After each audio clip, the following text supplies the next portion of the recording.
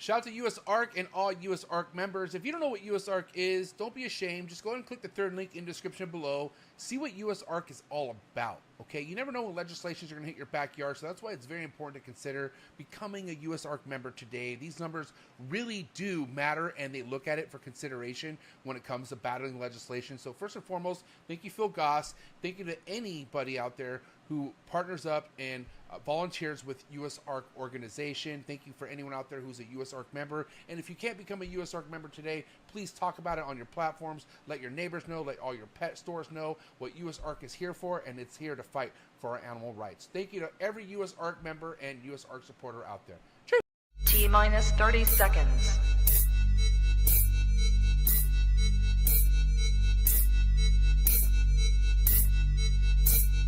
T-minus 20 seconds.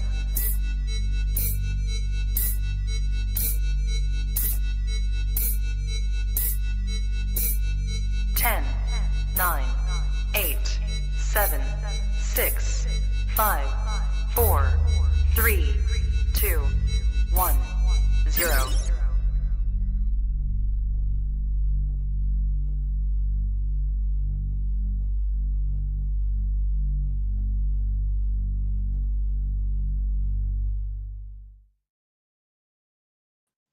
Trap Talk Reptile Network, the coolest reptile network in the world, episode 608, All in the Tree Tuesday.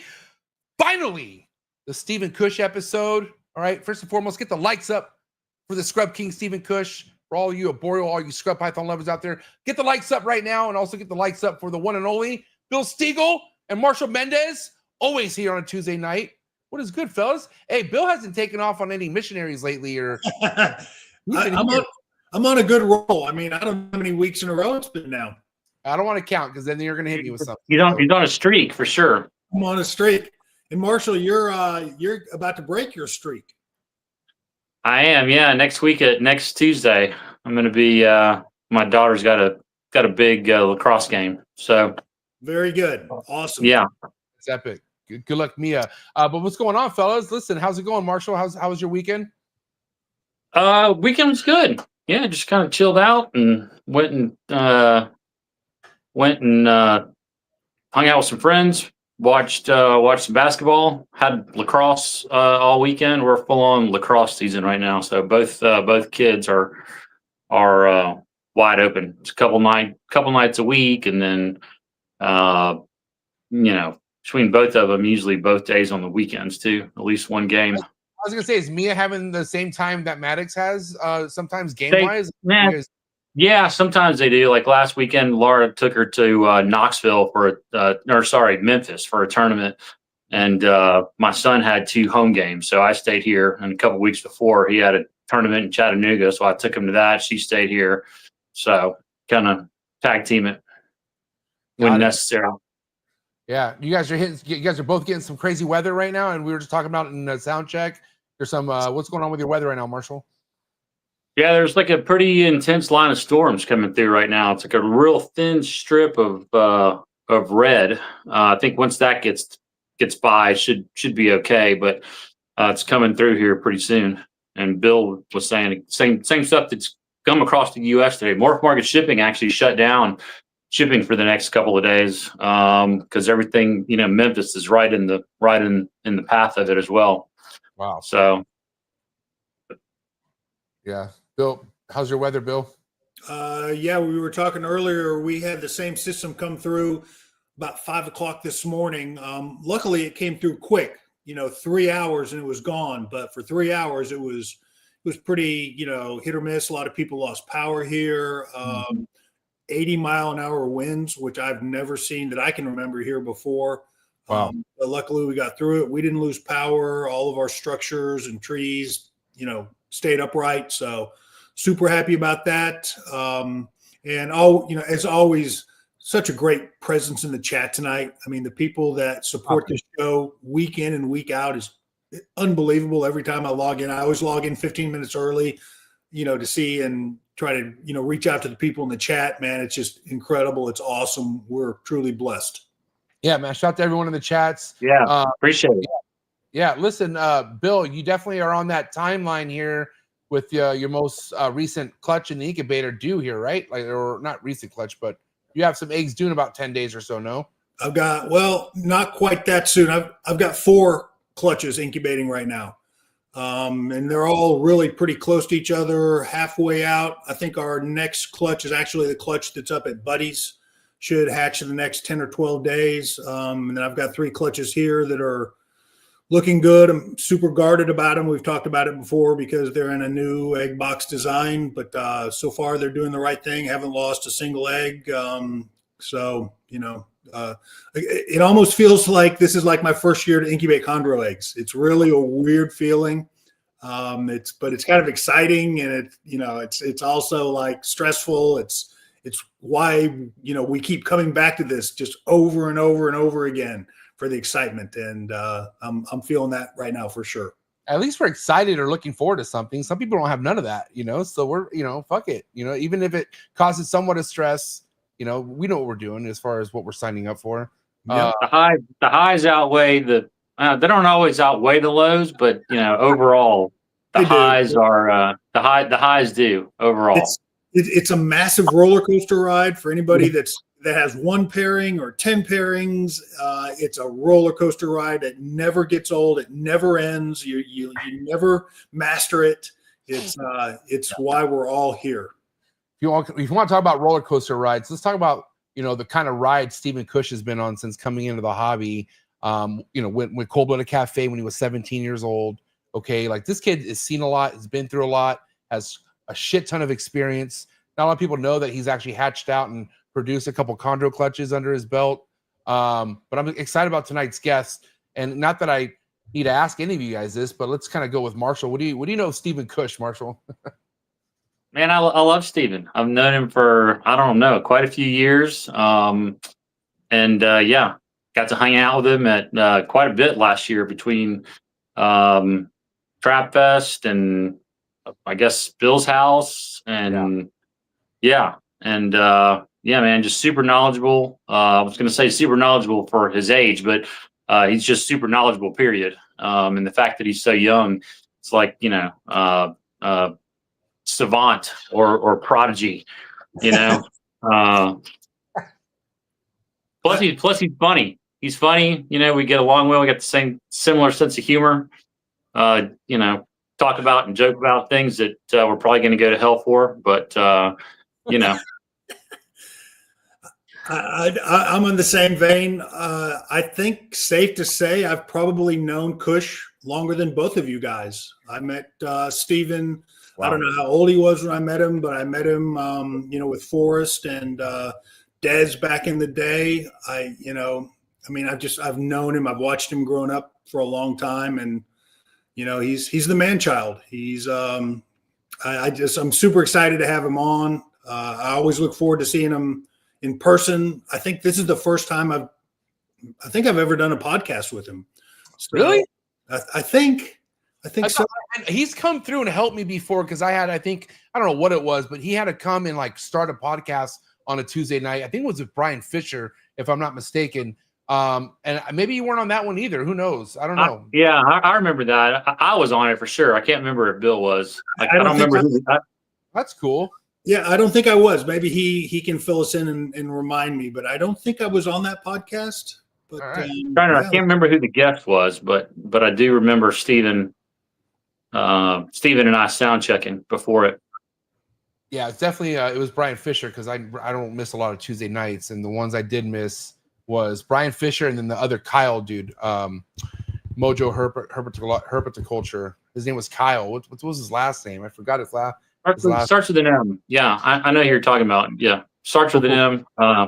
Can't think of his last name right now, but yeah. I think Chris Rice was on that one, and maybe I don't know.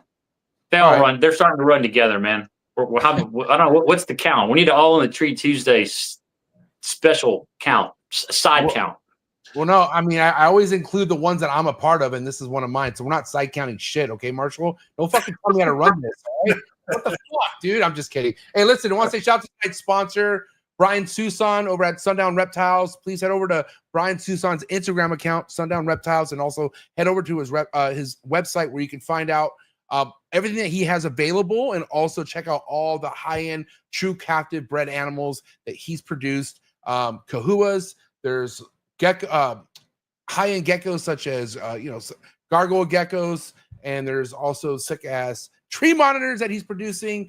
So go check him out, man. Brian Tucson, again, Sundown Reptiles. Thank you so much, Brian Tucson, for your support. Also, tonight's episode is brought to you by Mark Hager over at Texas Chondros. Head over to TX Chondros on IG. Check out all the other amazing Texas chondro breeders that he puts on the map over on his Instagram account. And if you want to check out specifically what he's working with, go to his website, texaschondros.com, or you can hit him up strictly on straight up on Instagram and let him know MJ sent you from the trap. He'll take extra good care of you. Mark's one of the nicest guys, hands down. So thank you so much, Mark, for your support. Again, that's Texas Chondros and TX Chondros on IG. Link in the description below. Also, tonight's episode is brought to you by GS Reptiles. Gary Scavino, my favorite reptile content creator on YouTube. Definitely giving you inside facts on how you can keep some of these really cool, rare reptile species that are definitely like underrated in the reptile hobby, which we'll talk about tonight with Steven, because Steven's one of those people who keep many other really cool, rare species of reptiles that I feel like are underrated. But Gary Scavino teaches a lot of you about that. If you just go to his YouTube channel, GS Reptiles on YouTube, check him out. Thank you so much, Gary, for your ongoing support. And of course, last but not least, shout out to Focus Cube Habitats, #1 PVC design enclosures in the industry. If you go to focuscubehabitats.com, you could select from 30 different style of enclosures for your reptile to be housed in, man. So thank you so much, Stephen and Ashley. I just put in another order with them. Got more cages coming. It ain't going to stop. You'll look fully uniformed in the trap. All Focus Cube decked out. And thank you so much, Stephen and Ashley, for making me look so sharp in the trap. And yeah, guys, you ready to bring Stephen on or what? It's about that time. The man's long overdue, and I want to bring him on. You ready? Let's do it. Go. All right. It's that time, guys. Hey, listen, shout out to everyone in the chats. Like I said, like Bill said, mad love and respect to all you people who are tapped in, but it's that time. Do what you gotta do. Do what you gotta do to get your mind right. Do what you gotta do to stay hydrated. Episode 608, Stephen Kush, aka the Scrub King, coming at you right now. Let's go. Sure.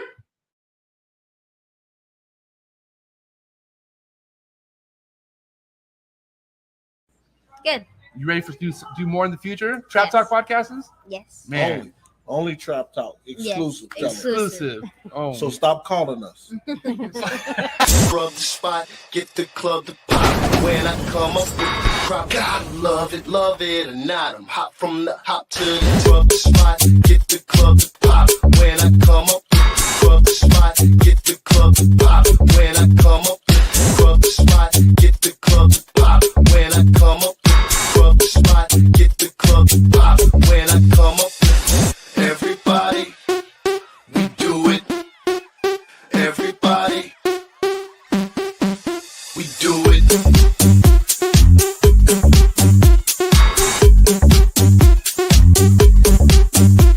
Do it. Do it.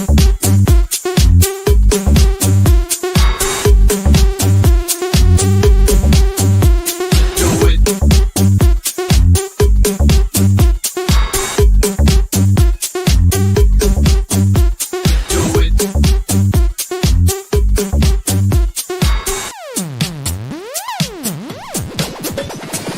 Rub the spot, get the club to pop. When I come up with the rub the spot, get the club to pop. When I come up with the rub the spot, get the club to pop. When I come up with the rub the spot, get the club to pop. When I come up. and we're live with the one and only Stephen Kush. But for the record, did you guys even see how I fucking edited not only Steven's head in there, but we also have Bill Stiegel, who didn't make it to Trap Fest this time, but he's there. He's actually all right. And Mark, Love it. What's going on, Steven? Welcome. What's going up? on, guys? Oh man, thank you I guys for having me. I see who you cut out there too.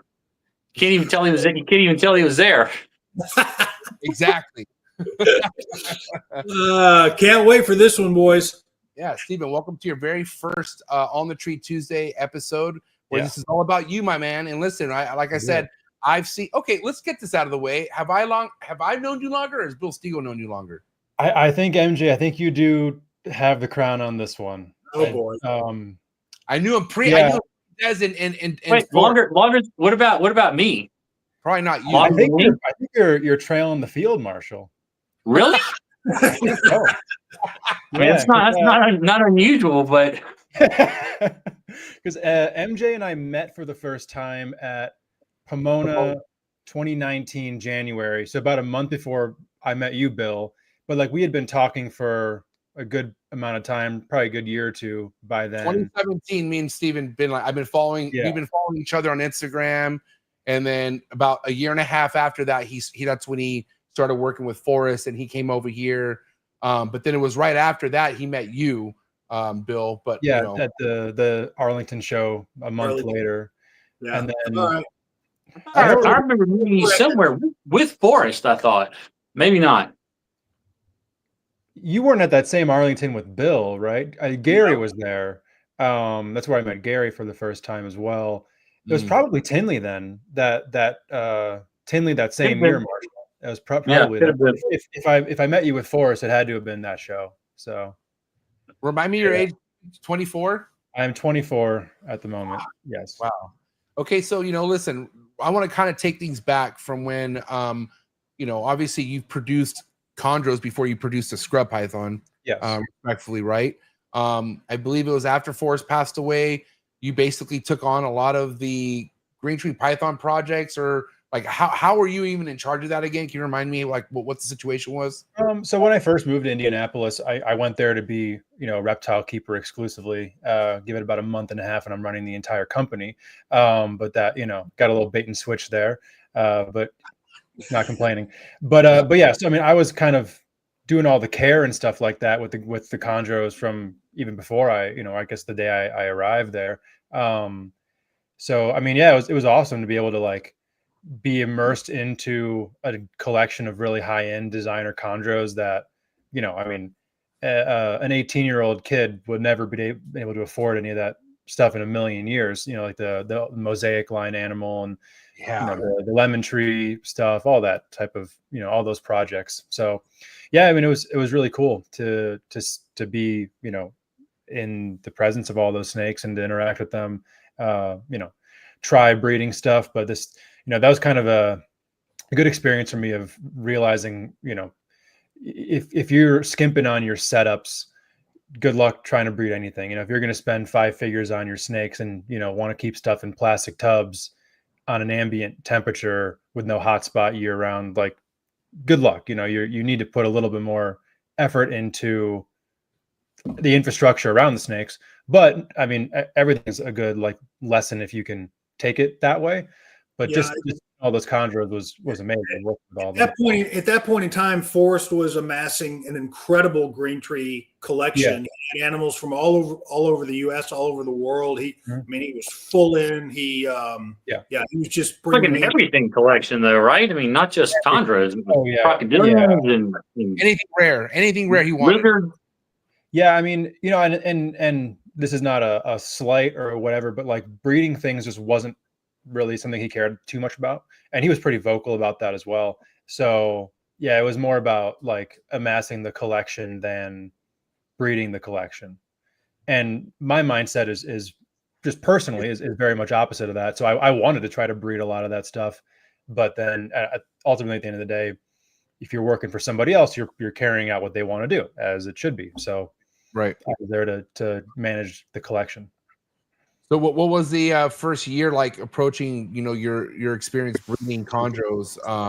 Like what were obviously just like, were you taking things how you do everything else, like waiting for the seasonal change? Like what did you do with the pair that you had success with? My first time breeding chondros, I was still living in Chicago with my parents. Oh, cool. And I mean, honestly, I got to at least partially credit that clutch to Forrest, because when he saw my collection, he looked at the 2 chondros I had and he's like, oh yeah, that female is plenty big. I didn't even think that she would have been big enough to breed that year. So a few days later, I just decided, I think I probably fed them one more time and I paired them up, and they locked like instantaneously. So, I mean, I wasn't going to even attempt them that year. And this was kind of me learning what an adult female chondro should look like, because my previous experience with adult green tree pythons at my job I had back there at the Wildlife Discovery Center outside of Chicago. We'd gotten in some massive females from like some other zoo that were like 2,500 grams. And I didn't think that they needed to be quite that big, but my girl was probably 500 to 600 when I bred her. So like literally like a quarter of the size of these big adults that I was familiar with, as far as like, you know, you can hear on a podcast or something adult size, but until you really put eyes on that in person, there's only so much you can really know about what you're doing there. So when Forrest told me to pair up those animals, I was like, all right, sure. I guess I will. Can't hurt. They locked up a bunch. Everything went good. She laid her clutch. I believe it was about 12 eggs, 11 or 12, half of them hatched. So I got 6 babies, and yeah, it was awesome. I was, you know, I think I was in a small soup container, right? No, actually, no. I incubated them like a ball python clutch, literally in like an iris shoebox without ventilation in it, with like perlite light diffuser. Put the eggs on and let it go in a cooler incubator. So no fan, no air hole. No, I mean enough ventilation on the lid, but then also like a water basin in the incubator. So the entire thing was. How old were you at this point, Stephen? You said you were still living at home. Yeah, I was 18. I was 18 when I had my first chondro clutch. Okay. So, have you always been into snakes? Oh yeah, I mean, the first thing that I gravitated towards on the TV was Steve Irwin when I was really little. You know, I always like to tell this story for anyone who's been to Tinley kind of pre-2020. They always had that big alligator right at the front where the ticket desk is. That Bubba the alligator is like a famous alligator in Chicago. He would do a bunch of kids' birthday parties and school events and stuff like that. I had the original Bubba the alligator at my 4th birthday party. I was full Steve Irwin attire, head to toe, running around at the Nature Museum in Lincoln Park in Chicago, where we had my birthday party with the alligator, Burmese pythons, sulcatas, etc. Like, so I don't know if my parents didn't know that was going to be what I was doing from that point on. They were just deluding themselves. But then my pediatrician growing up was actually a very active member of the Chicago Herp Society. So when I was like 5 or 6 years old, I had my pediatrician as an influence on me. They ran this big reptile show in Chicago that was purely educational. So like, imagine like the size of like the old Arlington show, but no sales at all. And that was the show. Wow. And like, yeah, I was like 5, 6 years old running around, holding snakes, lizards, big iguanas, petting tortoises and stuff. So, you know, there was the fuel was there from very, very early on. And then I discovered like snake bites on YouTube and stuff like that. And I was probably like 8 years old. And that's when I was like, all right, I think I found what my calling is. So I was very fortunate to find it just super early in life. Yeah. That's so awesome. yeah, we're gonna say, Bill. I knew you were gonna say something. Marshall cut you off. Boy, that was a long time ago. Okay, so obviously, you know, going from that chondro clutch to the one you had on in where Forrest lived, that wasn't too far apart. That was like the next year, wasn't it? No, it was 2 years later. Because I had my first scrub clutch in the meantime. So I believe it was 2022 when the next clutch happened. I remember what I was going to ask you, Stephen. How did establishing those 6 neos that you hatched go? Do you remember? Not super difficult. It was a hard time to be establishing neos for me because I was still like going back and forth from Indiana and Chicago. So I had my whole collection back in Chicago, and that's where the eggs were. But I was spending basically Monday through Friday in Indianapolis, driving back either late Friday night or first thing Saturday morning, spending the whole weekend taking care of my collection, and then ass crack of dawn on Monday, driving to Indiana to do rodent shipping. So like, I didn't have a whole lot of time to be establishing the babies, and just luckily this was a relatively easy clutch for whatever reason. I think like 2 of them ate first go, and then like every subsequent feeding, like 1 more just got on, just, you know, frozen thawed pinky in hot water, some tease feeding with low lighting in the room. And so that, I mean, it was actually pretty straightforward. The second clutch, not so much. That one was definitely more of heartbreaker chondro clutch. But yeah, I was fortunate because if it was a difficult clutch, the babies just probably wouldn't have made it based on me only being around them 2 days a week and when I was being super busy as well. So the establishing of those 6, the original 6, was that an easy experience or pretty difficult? Yeah, it was pretty easy. I think that they were probably a couple months old when I finally moved everything down to Indiana, and I want to say 1 or 2 of them didn't get onto food until I lived down there. But yeah, I mean, overall, didn't have to do anything too crazy. I didn't have to force feed any of them. No prolapses, anything like that with the first clutch. That was my experience too. My first clutch was super easy, and Yeah. I thought, what are these chondro guys talking about? You know, I had a relatively small clutch. Every single one of them ate almost immediately. Yeah. You know, that's probably the freshman blessing. But yeah, my second clutch was a lot different, kind of like your experience, Stephen. Yeah. They'll get you. That's for sure. That second clutch was a completely different pairing, or did you use the same male, or was what was yeah, same male, different female. And So what was the background? Do you know the information on this? Yeah, so the male is a Maniquari Lyra cross, F1, I believe, and then the female. This is kind of like a, almost like a throw shit against the wall pairing. It didn't really make a whole lot of sense, but it was like very valuable female and like the only male we had at the time that I knew would do anything. So she was the Kofiau Biak to Lemon Tree Biak, so 25% Lemon Tree blood, and then I guess kind of dilute that even further, but the baby still came out pretty damn nice. And then I guess I'm not as involved obviously as you guys are these days, but anything with Lemon Tree blood these days, to my knowledge at least, is of a premium, just based on. I only know one person that I can even think of that's got any, and I don't even know if they still have them anymore. I mean, there's very little. It seems like that's one of those bloodlines that's kind of died out.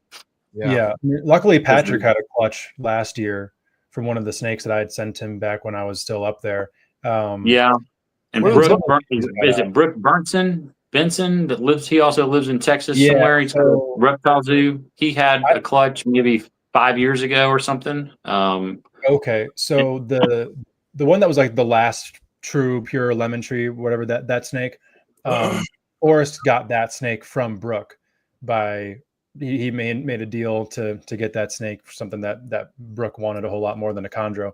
And then I don't remember exactly how it went, but he bred that snake, Forrest did, and I want to say she became egg bound and died, or slugged out and died, one or the other. But like, yeah, unfortunately, all of the I don't know about all 100%, but in my experience and from what I remember people saying, most lemon tree females had very poor fertility or zero fertility.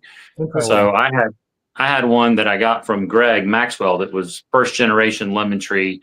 I forget what exact snake it was, but she laid for me twice and all slugs. And most other people that have had lemon tree females go for them, it's been real poor fertility or nothing. Yeah, okay. I remember that. Yeah, I don't want to play host over here, MJ, but since Brian mentioned this pairing, Forrest did get a female from that as well, Lemon Tree to Biak, so 50% Lemon Tree. And I think that snake also ended up with Patrick. So there was a lot of Lemon Tree blood floating around the collection. I mean, compared to probably a lot of other chondro collections at the time. Because that was the one clutch of chondros Forrest did produce, was from a Lemon Tree Biak female to a Kofiau Biak male. I believe that was the pairing. And then the best baby from that was that like the Blaze Neo that ended up being like 99% yellow as an adult. And that's the one that Patrick had that sired his clutch last year of Lemon Tree blood. But the whole visual pure yellow of a Kofiau or Lemon Tree, like that's kind of like a time of the past now, right? I mean, you don't see that really much anymore, especially in the United States. Yeah, you guys tell me. I don't think so. I don't think they're Lemon Tree necessarily, but there's a guy he's in the Facebook Facebook. He's got the yellowest pair I've ever seen. He's breeding them. I think so. Yeah, his name's Nacho something. Nacho Arnal. Yeah, that guy's in Europe, isn't he, or somewhere in South America? I forget. Like, he's not in this country. I thought he was. There's no way. I could tell by I can just tell by his enclosures and stuff like that. I think I could be wrong. I mean, Brian or Pat should.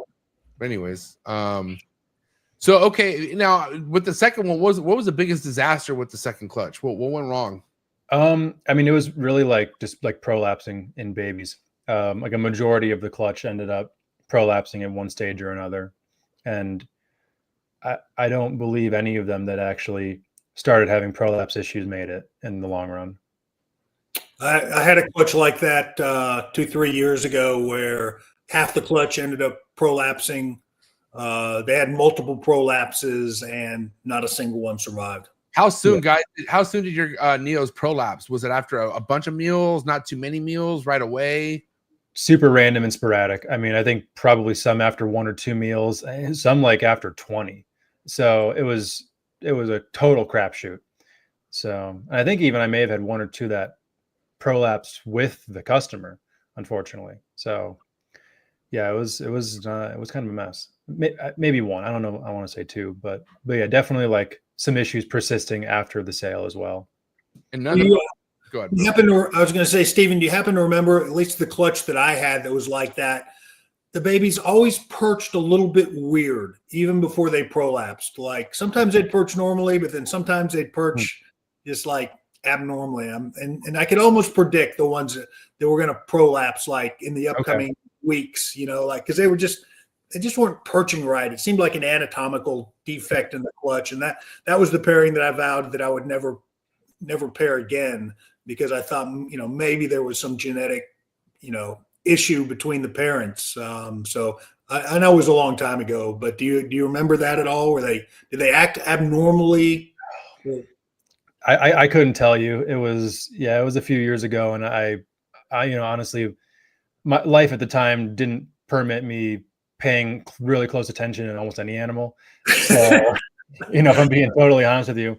So yeah, I couldn't tell you. I would be asking you that question. So, but it wouldn't shock me. I mean, especially like if they're doing that, something's going wrong. So, if they're showing any signs ahead of time, I would be like, yeah, that makes sense to me. Yeah. You kept them over water, Steven, or how were you keeping them? Yeah, for a while, and then I think once they started prolapsing, then kind of went back to paper towels with the ones that were. I'll say this about water. I've been doing the water for the last couple of years, and it's been like 5 babies, 8 babies, 22 babies on water. No fun. It's not fun at all. No, it's daily water changes basically.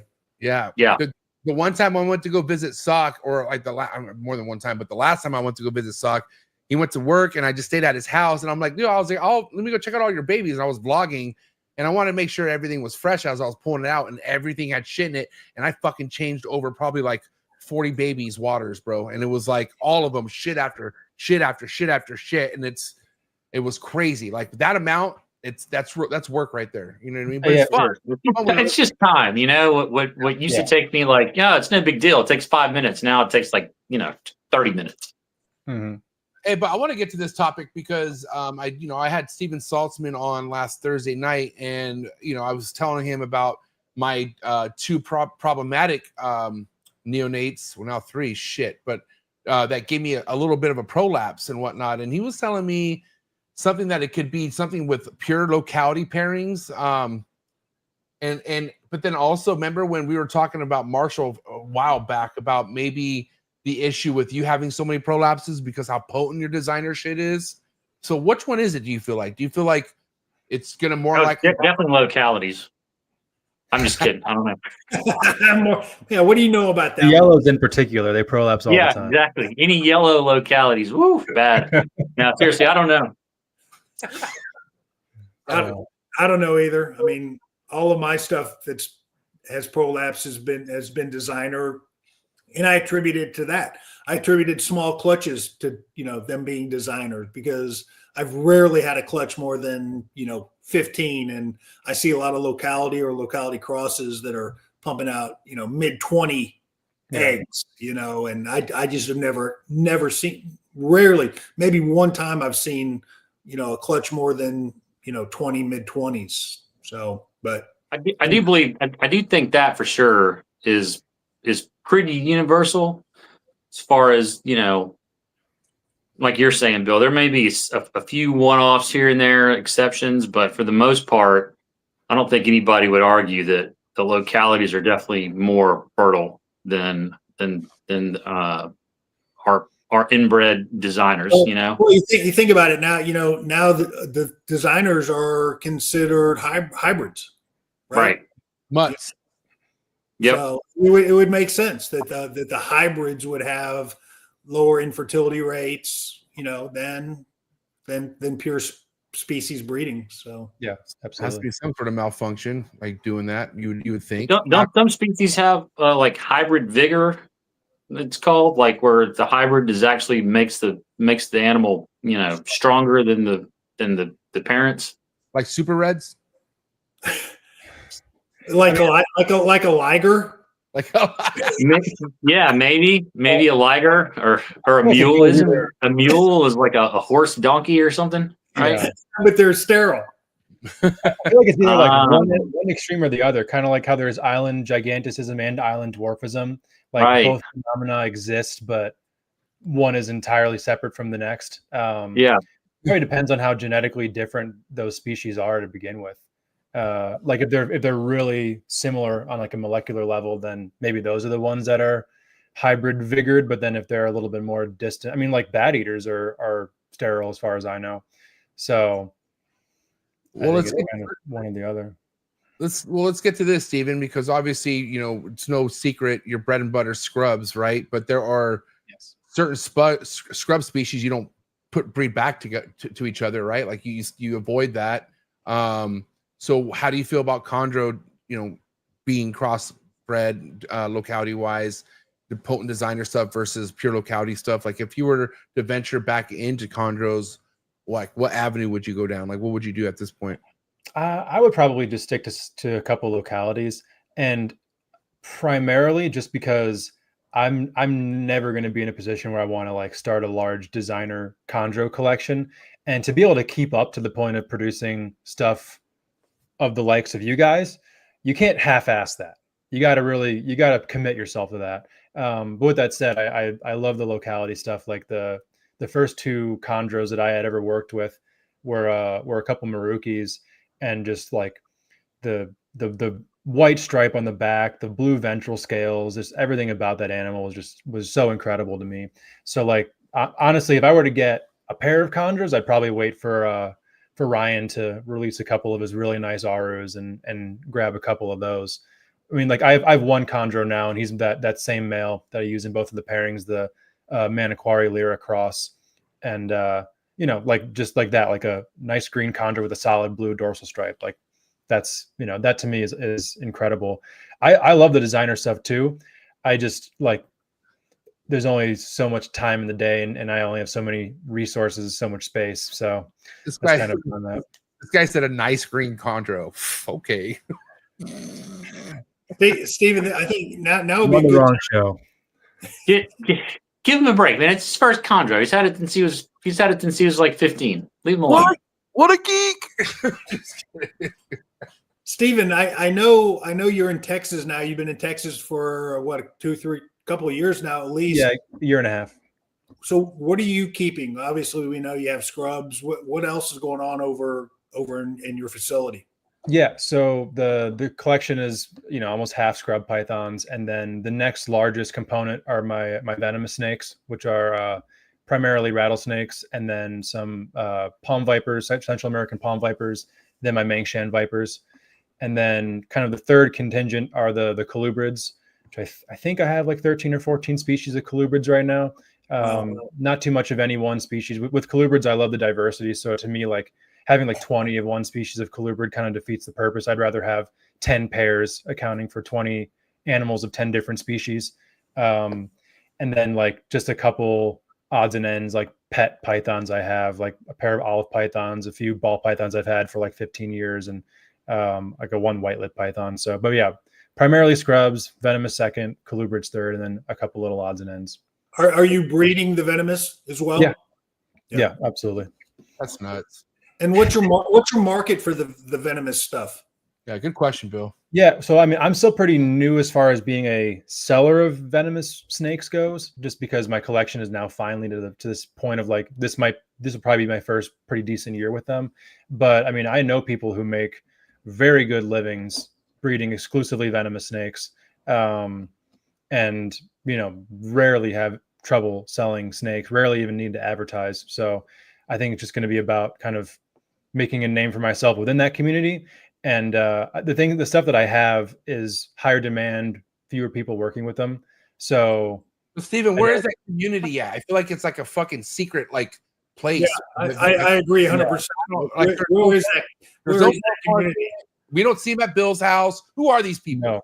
No, they're primarily in they're primarily in a few different places.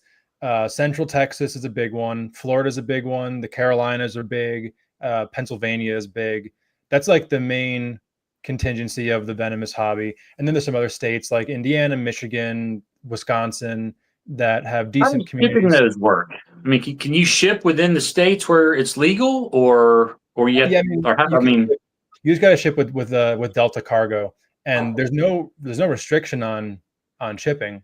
But like, you don't want to ship somewhere you're not allowed to. that can only really end badly for you. It happens.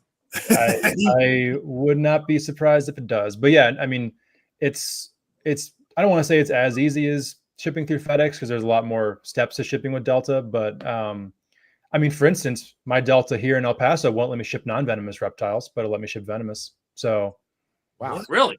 Why? Yeah. Why? What a weird place. They think that they need to do a health check on the snake before it goes out if it's non-venomous. And the one time I tried, I'm like, those are 10-foot retics in those bags that are not nice. You can try if you'd like.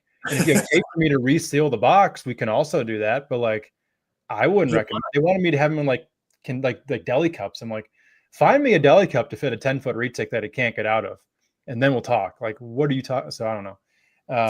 Steven, what denotes like a high-end venomous? Like, what's really in demand? What's really sought after? Yeah. I mean, honestly, it's very parallel to the non-venomous snake market. Green tree-dwelling vipers are some of the hottest in demand items. Primarily the stuff from Central America, but then some of the Southeast Asian stuff as well. Like some of the stuff that Patrick works with. All the colorful stuff, Steven, all the yellows and shit like that, all the blues.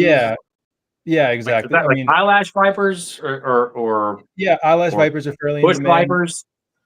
Bush vipers are in demand. They're also in very, very high supply, and tons of imports come in on bush vipers. So they're one of those like African, right? Yeah, they're African, high demand, high supply species. But then some really like kind of high end designer breeding is being done in the U.S. as well. They're very much parallel to eyelash vipers. They're kind of like carpets.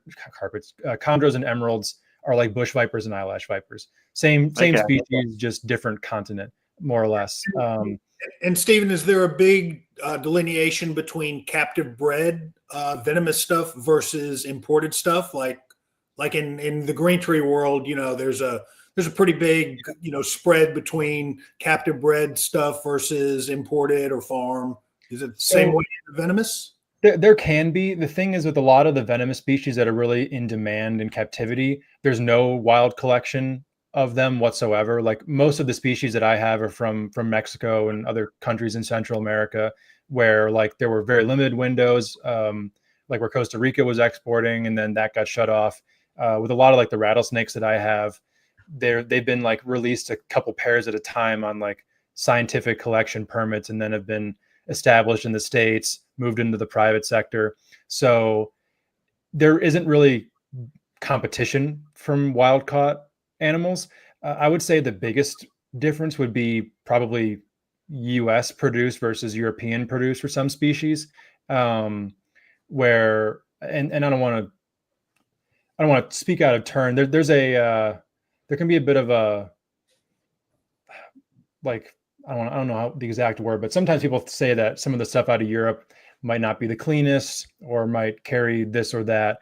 But then, I mean, obviously Europe is a huge place. I think the primary issue comes into play with how they have to do their export and their shipping, to where like one person will take in animals from 30 people and sit on them for 3 months before shipping out. What if this guy doesn't give a fuck about his practices and is using same tools for this and that and holding bins, and one dirty snake in there spreads to everything else? So like, for instance, with like Mangshan vipers, you know, those are CITES Appendix 1. They're protected heavily. I might not actually be right on Appendix 1. They're definitely CITES listed though. They're critically endangered. They're not collected in the wild whatsoever. But if somebody here in the States had the ability to produce United States captive bred compared to the ones that are imported from Europe, they're probably going to go with those US animals unless the price is like extraordinarily different. So that's one of the main. In Europe, there's been one guy in particular who's been cranking them out like crazy, and all the ones that are here in the States are from that one breeder. I have a pair myself. A decent amount of zoos in the US have produced Mangshan vipers, but nobody has done it privately yet, at least that have made it known.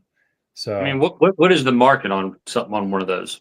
Yeah. I mean, it has changed a bit over the last like 4 or so years, because one person in particular imported like as many as he possibly could have from that breeder over in Europe and really flooded out his market super fast. So when they were first coming over, pairs were in the like $6,000 range, but now due to over importing, they've been brought down closer to like $3,000 for a pair.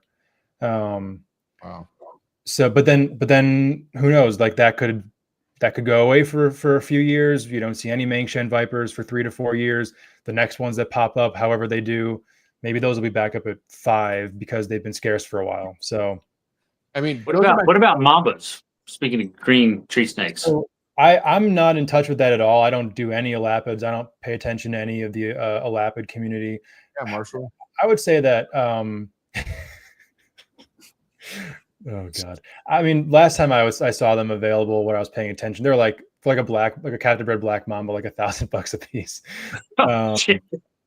But I mean, I don't know. You know, there's for me honestly with like the venomous stuff that I have, kind of aside from the Mangshans, they're all kind of what you would. I don't want to consider them a beginner venomous species, but a low bite risk venomous species. Where, I mean, with some of these rattlesnakes I have. I haven't taken them out of their enclosure since I put them in there. Like the Montana ones, little tiny ones. Yeah. And they're low metabolism snakes that, you know, they brumate for 5 months of the year, and then they eat infrequently during the period when they're up. You know, the rooms I have to keep the rooms cold. Like right now, the rooms are probably in like the low 60s, and you know they're like the easiest reptile I've ever had to care for. It literally, it couldn't be easier than like a rock rattlesnake. So for somebody who wants to keep a venomous snake, but has the entire world of venomous snakes at their disposal, that is, I mean, infinitely safer than a gaboon viper, monocle cobra, whatever it may be. And then, you know, frankly, probably much more enjoyable to keep as well. You can put nice naturalistic setups together for them. They're not destructive snakes. And, you know, I mean, like I love walking into my room and just looking around at all the setups. I got a bunch of rocks that I just grabbed off the mountains nearby here, and, you know, wood pieces that I grabbed off the mountains and whatnot, and set them up all nice. You get to see a lot of natural behaviors that way. So it's a really cool thing to be a part of. And then like, as is with scrub pythons and green trees, there's a ton of different species and locality types and stuff like that. So I eat that stuff up. And, you know, I have like, I think like 9 localities of banded rock rattlesnakes, stuff like that just is really interesting to me. So it's kind of part of why I dove so deep into it. You're not worried about like, cause I feel like you know, if it's one thing that's going to happen to this hobby, as far as like fucking regulations and shit changing, I feel like the venomous are going to get hit first. And you're already seeing that now with like USARK, you know, sure, all that shit. Like, you're not worried about that. Like, you're not worried about like, you know, at this, like, you know, with, you know, we took 10 years from now, like the thought of like, you can't even keep a venomous, you know what I mean? Like none of that crosses your mind. I mean, not in Texas, honestly, not in Texas. Texas is changing a lot. Like Texas, bro, you can't even have, what's that show happening in Dallas that you can't even have retics at, which is weird. Like, Well, bro, You can't have anything except for balls and boas at that show. That's like Dallas city limits, though, or something, right? Yeah, that's Dallas city limits stuff. That's shit. Kush is in West Texas, man. You can freaking do anything out there. Yeah, Texas is still Texas. They're just part of Texas that are trying to not be Texas anymore. I mean, like, the only thing I've ever heard of since being here is like they want to crack down more on unpermitted people selling snakes. Yeah. Okay, I'm sure that sounds like a great idea to me. Like publicly non-permitted people selling snakes. Well, you can get a permit, down at your local sporting goods store. Oh, I mean, I went online and bought one in 5 minutes, and it got shipped to my house. Yeah, so that's, I mean, a big reason why I moved to Texas was for the venomous laws. But to answer your question, as far as if anything did happen, it's something that if worse comes to worse, like I don't really mind not breeding rattlesnakes, or like, I'll pare down the collection a bit. They're so low maintenance that a room, like one room, like say my one room with all like my breeder rattlesnakes in it, some weeks I don't do any work in there at all. The heaviest week would be like 2.5 hours of work in the entire room with 70 snakes in it. And then 5 months of the year, they're in brumation. So pretty easy. But at the same time, like, this is just something I really wanted to experience. I wanted to keep venomous since I was a young kid. And if it does end up being something that I'm no longer able to do, then I'm glad that I had the time to do that. It's something that I guess I'm willing to give up if worse came to worse, life circumstances or legality otherwise. But it's just something that I knew I couldn't go my whole life not experiencing. Yeah. Well, I mean, let me ask you this though, Stephen. Like, how are you delegating? Because I feel like, one of the things you have to really focus on, especially coming up in this reptile game, is like what you got to be known for something, right? Like with the scrubs, you know what I mean? And obviously Marshall is well known for the chondros and his ball python. Same with Bill. But for you to manage like both different communities, like, do you feel like you're being stretched thin at all sometimes of keeping up as far as like what you should be focused on? Like, and what I mean by that, like customer base, like, because I feel like the hardest thing I would have a problem with is finding someone to sell a venomous snake to. You know what I mean? Because I mean, unless you know the person well, which I feel like in a perfect world you would sell to only people you really know, but that's probably not practical. So. Well, with the venomous, I'm very fortunate to be in a position where I know a decent amount of people who buy wholesale. So honestly, when I do produce, because I will have a pretty decent year this year with all the gravid snakes I have right now. If I can sell a full litter at half retail price, I am stoked. I don't, because for a lot of different reasons, but just like the kind of the practicality of it and not having to deal with the end customer every time. Not that I'm not going to do, retail, so to speak, a pair here, a pair there. But if someone wants to come and wipe out a litter or two, be my guest. I'm all for that. But as far as like balancing kind of my presence on everything, I don't think I'm going to really end up actually balancing anything. Like, it's going to be really heavy into the scrub pythons, just kind of all the time as is. And like, for instance, like with a lot of the colubrid projects I have a lot of people who have bought scrub pythons from me and then ended up just kind of keeping up with what I do, following me on Instagram or watching podcasts or whatnot, that then want to grab a colubrid that I'm breeding because they see me post about it and stuff like that. So kind of using one to advertise the other a bit. I'm also fortunate that a lot of the colubrids I have really kind of sell themselves because there's not too many people who are breeding them, especially like the spilotes. And then, with the venomous, I really haven't done a ton yet, aside from like posting in some Facebook groups and stuff like that, and just trying to, make my name somewhat synonymous with rattlesnakes in particular. But I think like making some YouTube videos about it, room tours and whatnot. Venomous stuff seems to do really well on YouTube. So that I think is going to be my my plan as far as that goes. But ultimately it'll be. You just say venomous stuff does good on YouTube? Seems that way, right? Like free handling, or what are we talking here? I mean, MJ's perking up. He's like, that does very well on YouTube, but you're gonna do it? No, Please no. no. He's gonna sell him. He's gonna sell his soul to the devil, bro. Watch, it's over.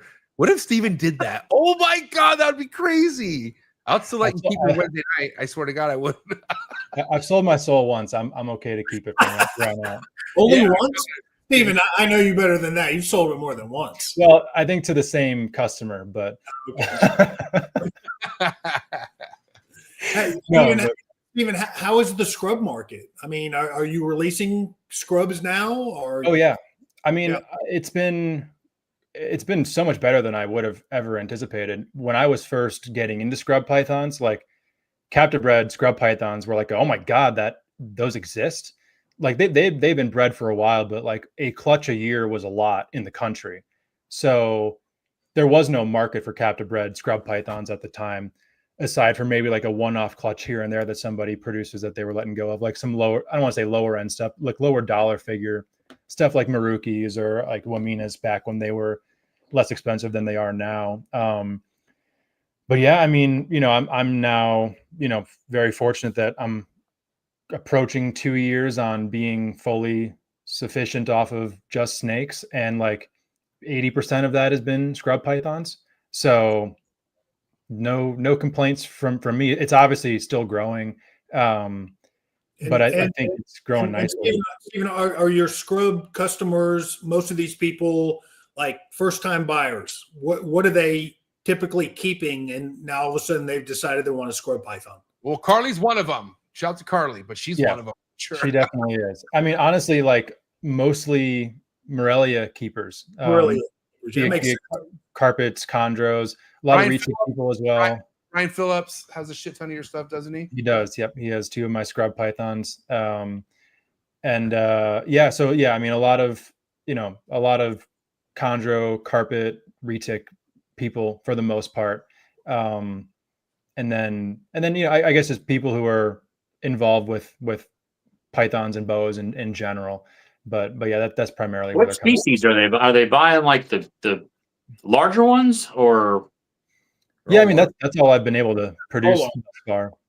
But yeah, I mean it's people who they like their chondros, they like their carpets, but they want something that's a little bit more impressive from a physicality standpoint, but don't want a berm or a retic or something like that. That'd be less stupid, right?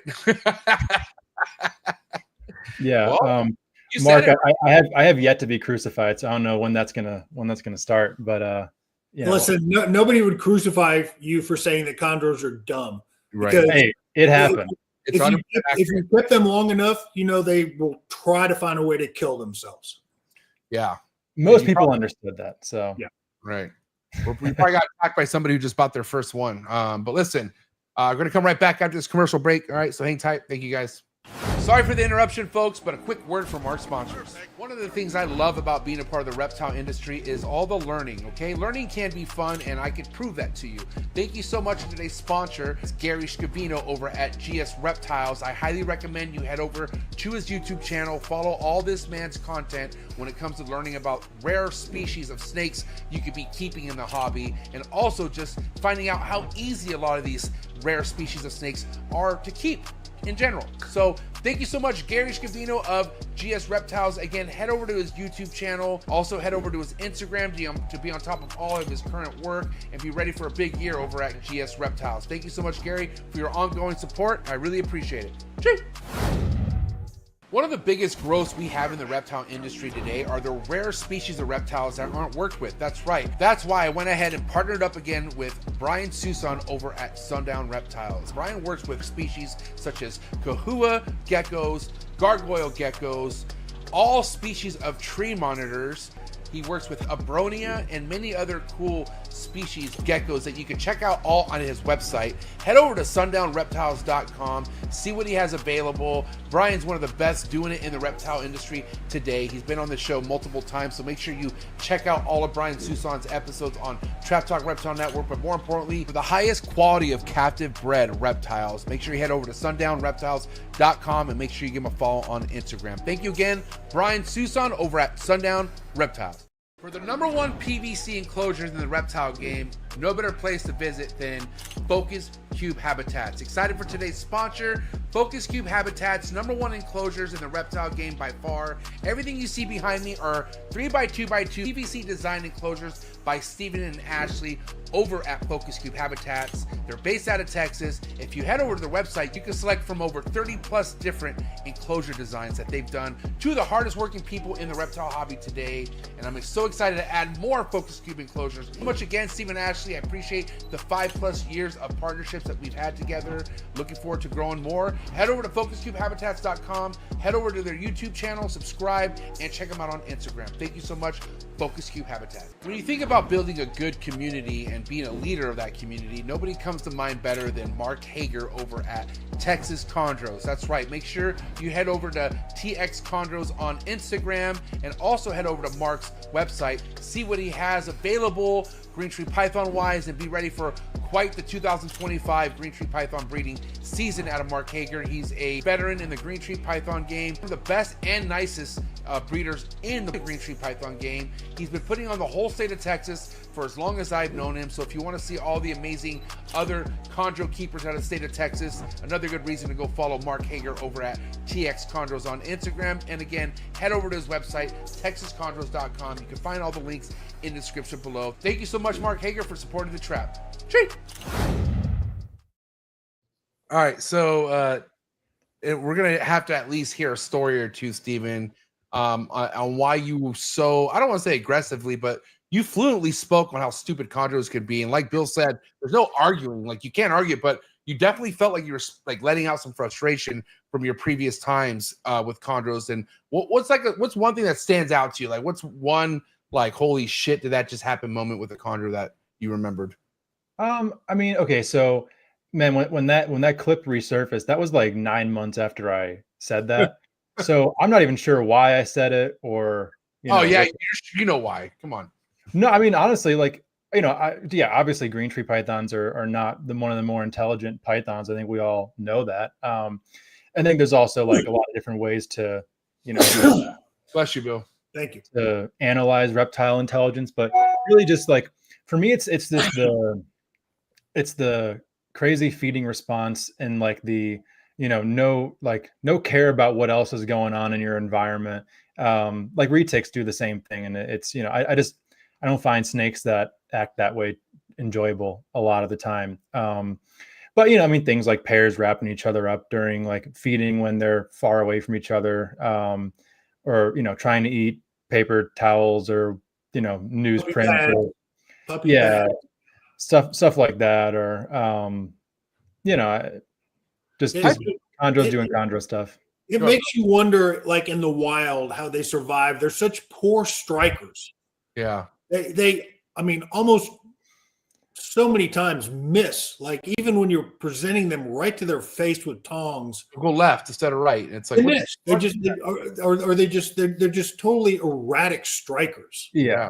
How do they survive in the wild? Because when a rodent's going across the path there and they strike and they miss, you don't think that rodent's just sticking around waiting for the second or third strike, right? I mean, I listen, Steve.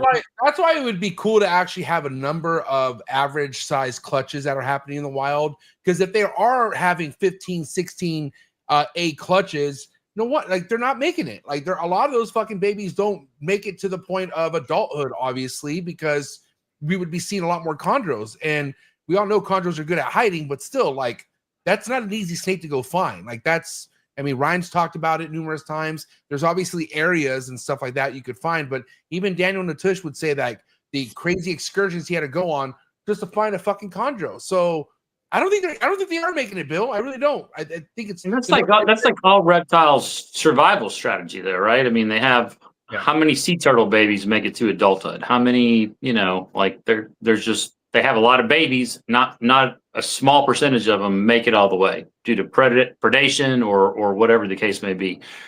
What's a baby sea turtle eat? Maybe a fucking seaweed. I mean, what? I don't think anybody knows. They kind of like disappear for a couple years and they live out at sea, and I don't think anybody knows where they go or what they do. Seriously, I was just reading something about it recently. You got to think it's easier for them to find food than a fucking baby chondro. Like you would think in the sea. I don't know. Shit floating around. You just open your mouth. It's in your mouth. I don't know. Right? Mark just made a comment in the chats how he's seen green tree pythons strike and wrap themselves. Yeah, they're Oh, psychotic. yeah, that happens all the time for me. Yeah. Or even when, when pairing. I remember one time, a long time ago, Mark came over to my place and we got a male out and we're just looking at it and it probably had 4 or 5 teeth embedded in its back. Yeah. It's like, and it was probably his fault. From itself? No, probably from the female. Oh. So Bill, last week when I fed my girls last week and I separated the male and the female was well digested, but she must have still smelled like the rat. So I put the male in there. The male goes straight to the female and fucking bites her. And what does the female do? She fucking bullies him back. Yeah.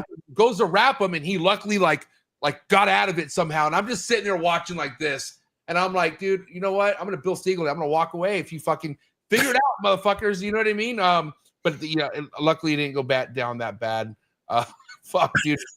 Holy cow. But yeah, I was gonna ask you guys too, like, what's the best way to hold a rat feeding? Because I feel like obviously I get it behind the shoulder blades. That's always been my thing. But I feel like the chondros go so aggressive into the forcep that it's gonna fucking just go through the back of their head sometimes. Like I've had them like no pause, but like I've had them like deep throat the freaking the forceps before, and I'm like, holy shit. MJ, I'll tell you, I learned this early. You always make them strike up, so you never present a prey item below it. Oh shit! Because it will miss and strike that puppy pad, or it'll strike the bottom of the cage and fuck up its face. I always make them strike up, and they'll miss it the first time. I just count on them missing it the first time. Well, I mean, hitting the fucking heat panel is better than hitting the puppy pad or the floor or something, I guess. Well, I don't hold it that high, but I don't let them strike down. Well, I mean, dude, emeralds are retards too, man. I mean, dude, they're even dumber. They're chondros like genius. No, Stephen Hawking compared to emerald. Emerald, I will stand on that. Emeralds are fucking worse, dude. They're like I think the most frustrating snake I've ever fed. I mean, oh my god, the drop and roll. It's like, what are you doing? Like the only more frustrating thing is when like you watch people feed monocle cobras and they're just like missing like 40 times in a row, and you're like, this snake could kill you if it fucked up too bad. Like, I'm like, oh my god, the anxiety is just so high. But you just saw that old school video of Terry Phillips feeding all that. That's exactly what I'm talking about. I'm like, no, worst job ever. But emeralds are even worse than chondros at feeding. It's why I won't work with them. I mean, I know the heartbreak of chondros. I do not want to experience the heartbreak of emeralds. Not only feeding, but like you can't. I had one a few weeks ago. We hadn't talked about it on the show, I don't think, but I had an adult or near subadult female that was impacted. And I soaked her for a day or so in like 1/4 inch of water. And I think after I pulled her out of that, she just started, showing respiratory distress, open mouth breathing, and things that had nothing to do with the impaction. And the only thing that could happen is she sucked in water from being in literally like 1/4 inch of water. Aspirated water, huh? Yeah. I mean, that's just a guess, but still, that's not the first emerald that I've heard of drowning in shallow water. The babies are, you get some that they're just like little slugs, man. They don't want to move anything. You can't put them off, and they just don't get excited. I don't know. And you got to make sure they shit. You got to babysit them for sure. Yeah. You got to be all over that. I have that, not really panic, but like, I have my basin from Sock. I think that's about the same age about yours, maybe a little bit older. But obviously I was like, I know she's had 2 meals, hasn't shit, and she looks like she has to shit, but goddamn, I just had that fear in my head. Like, what if that gets impacted and she can't, get it out? But sure enough, like she shed, still didn't shit. And that's when I was like, oh God, she shed and then she didn't shit. But all I did was remove the perch. Like I think you said, Marshall, just take them off the perch and let them I had her cruising around here for a little bit. I was moving her, and then I got her cage really nice and fucking humid and wet, and then I put her on the ground. And I want to say like not even 10 minutes, she had a fat ass shit down there on the ground. So that whole no perch thing is pretty crucial for sure. But like, you don't have to babysit them as much as chondros, but then even your chondros, you got to make sure they're shitting too. Like that's still like something you can't ignore. But I've had neos for sure, like not shit till after like 4 meals sometimes. And I'm curious, like Bill, do you ever pay attention to some of the bowel movements on some of your holdbacks, or maybe ones that aren't adults yet?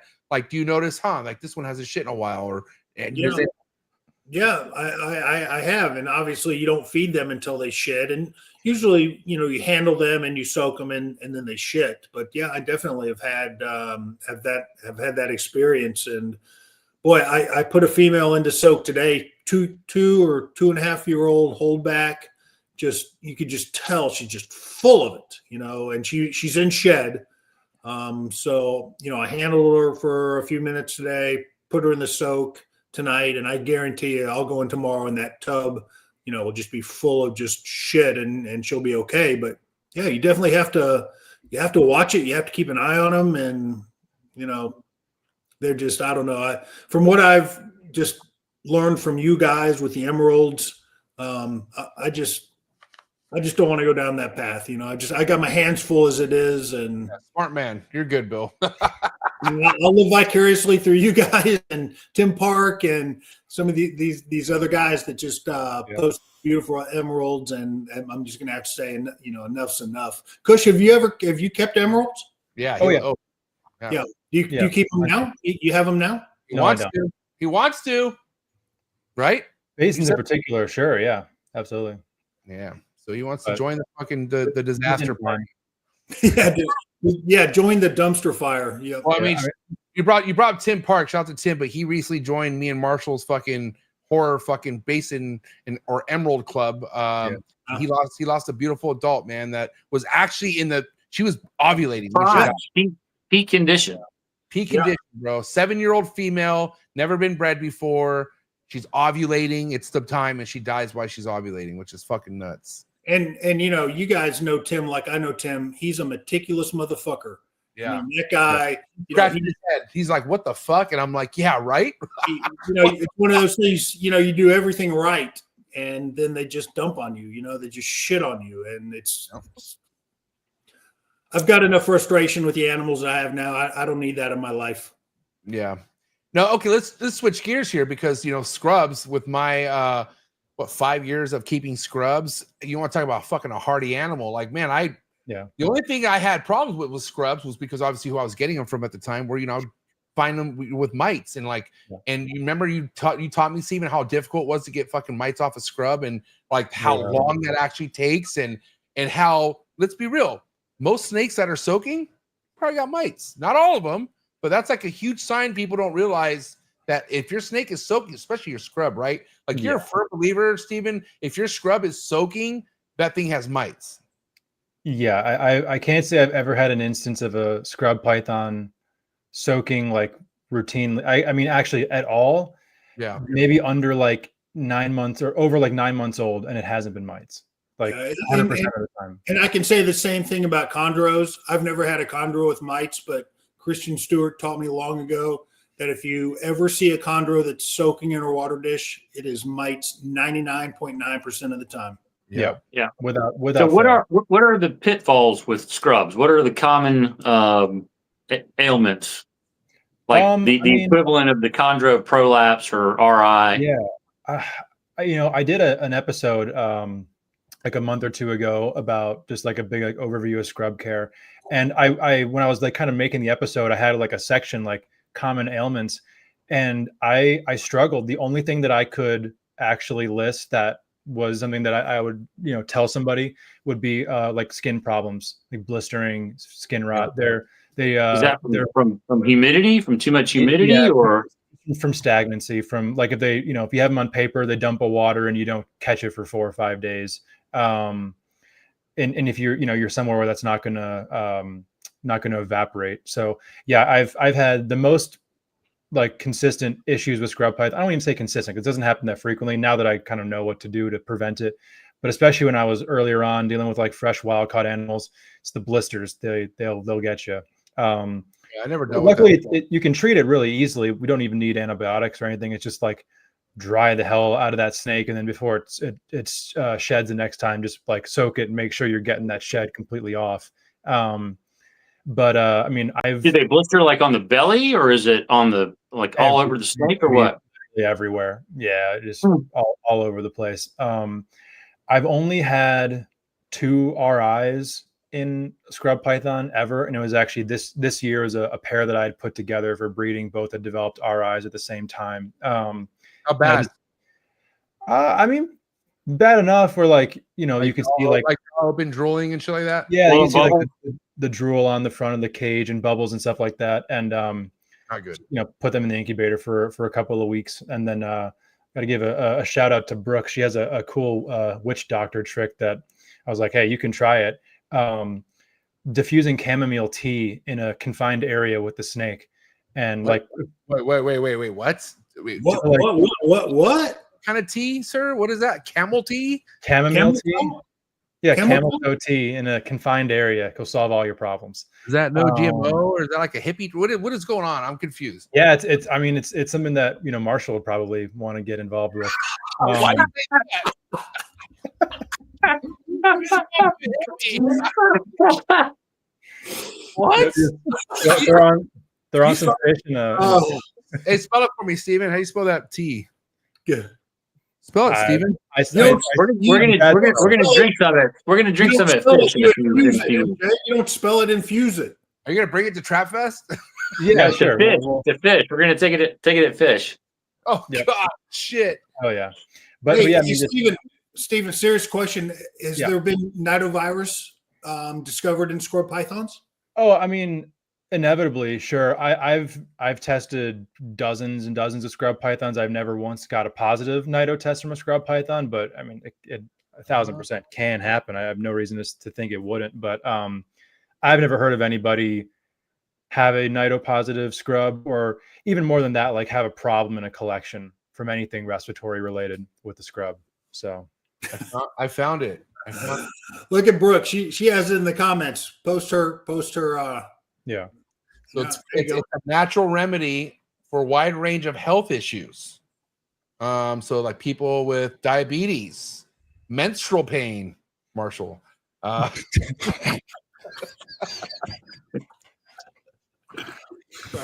we know why Kush has it in his repertoire. So, okay, can you explain how you apply this, Steven? How does it work?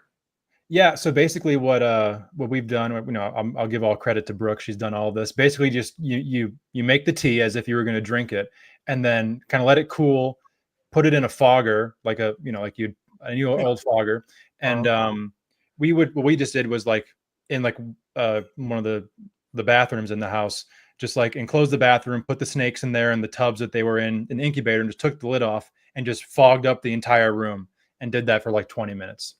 What's it smell like? Smell good, like natural herb? Yeah, it smells pretty good. Right. And I think like on the male, like 2 of those treatments really cleared it up, and then the female just needed like 1 additional treatment. But they're in the incubator for. That's all you did. That's all you did. Nothing. Yeah, like I mean, it was kind of like oh my gosh, like this is the worst RI I've had in years, and now both animals are like it never happened. So yeah, it was awesome.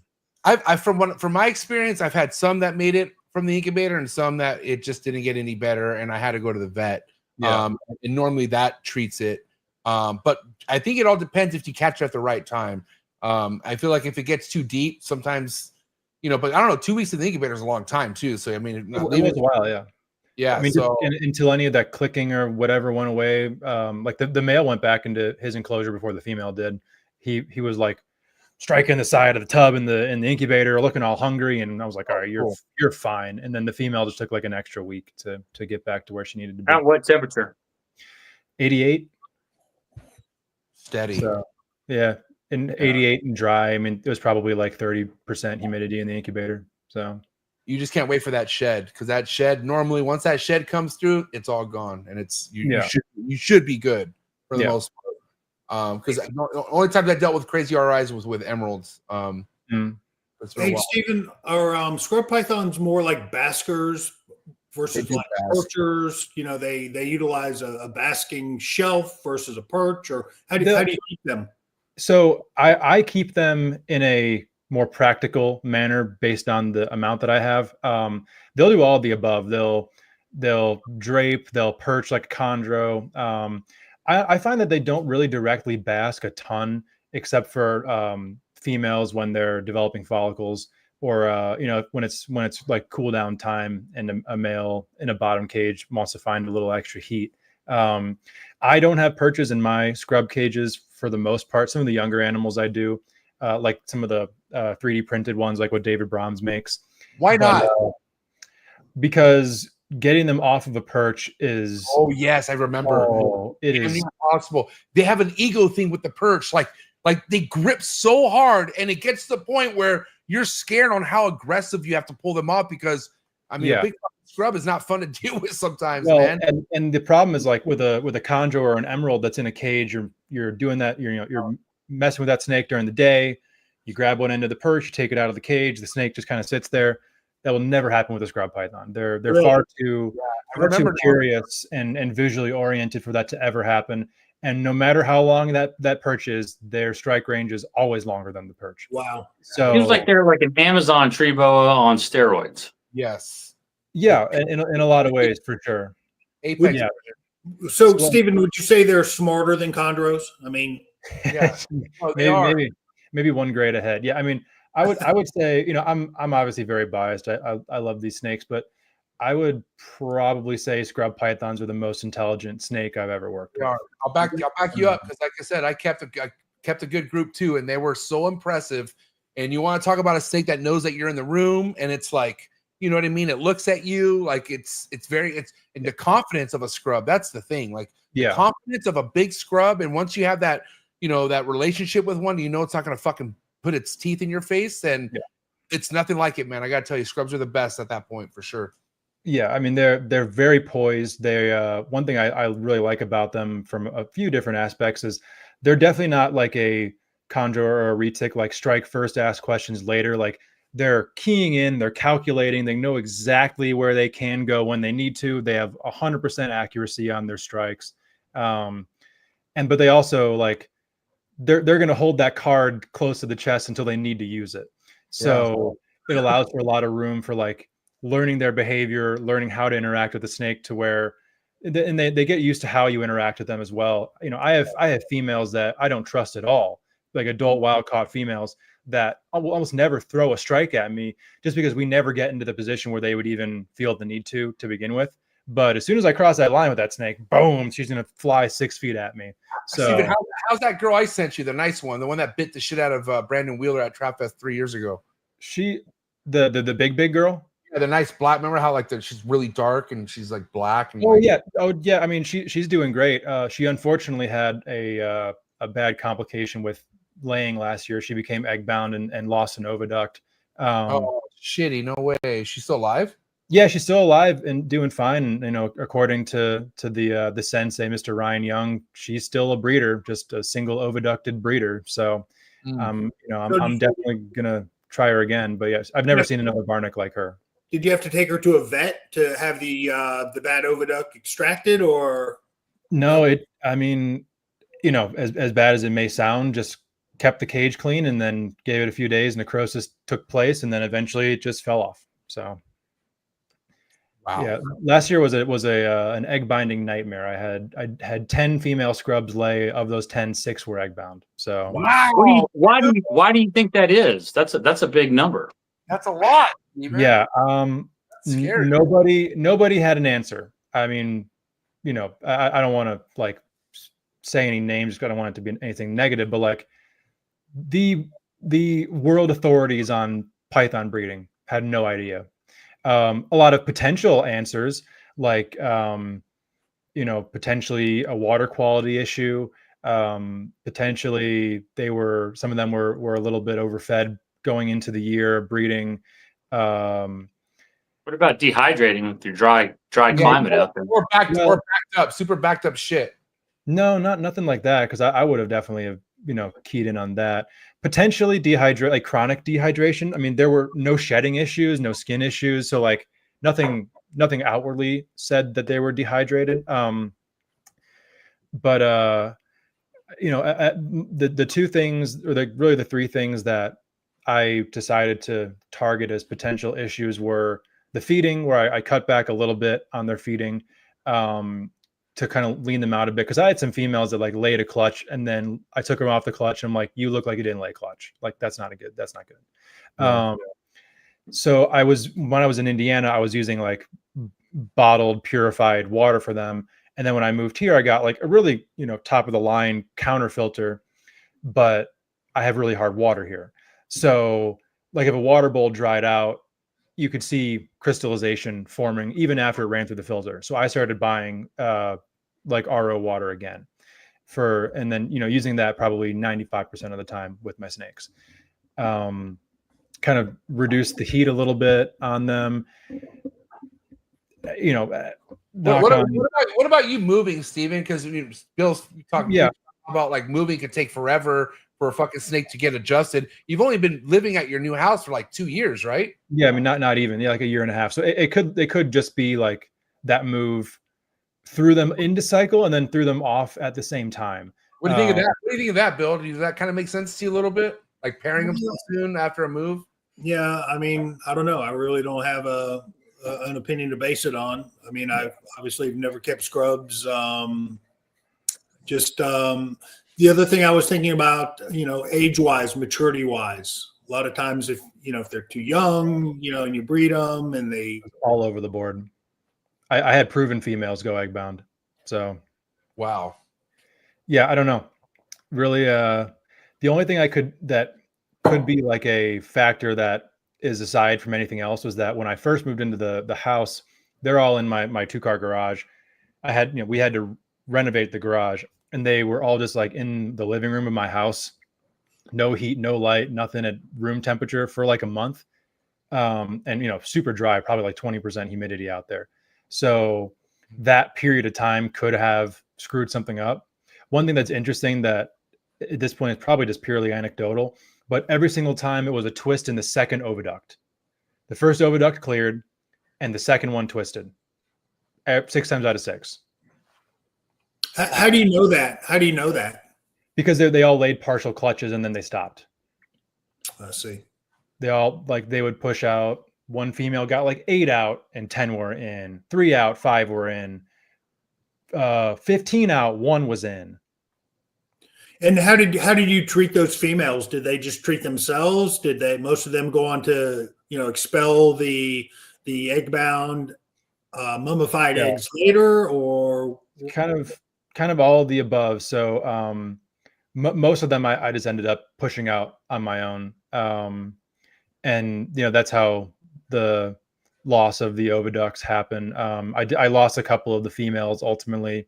One had one stuck like literally at like the midway point of her body, and something had to have happened to it, and it went septic or something because it just blew up like crazy, and she died pretty quick. And then one female, they were all stuck. She got like half of her clutch out, the rest were stuck, wouldn't move at all.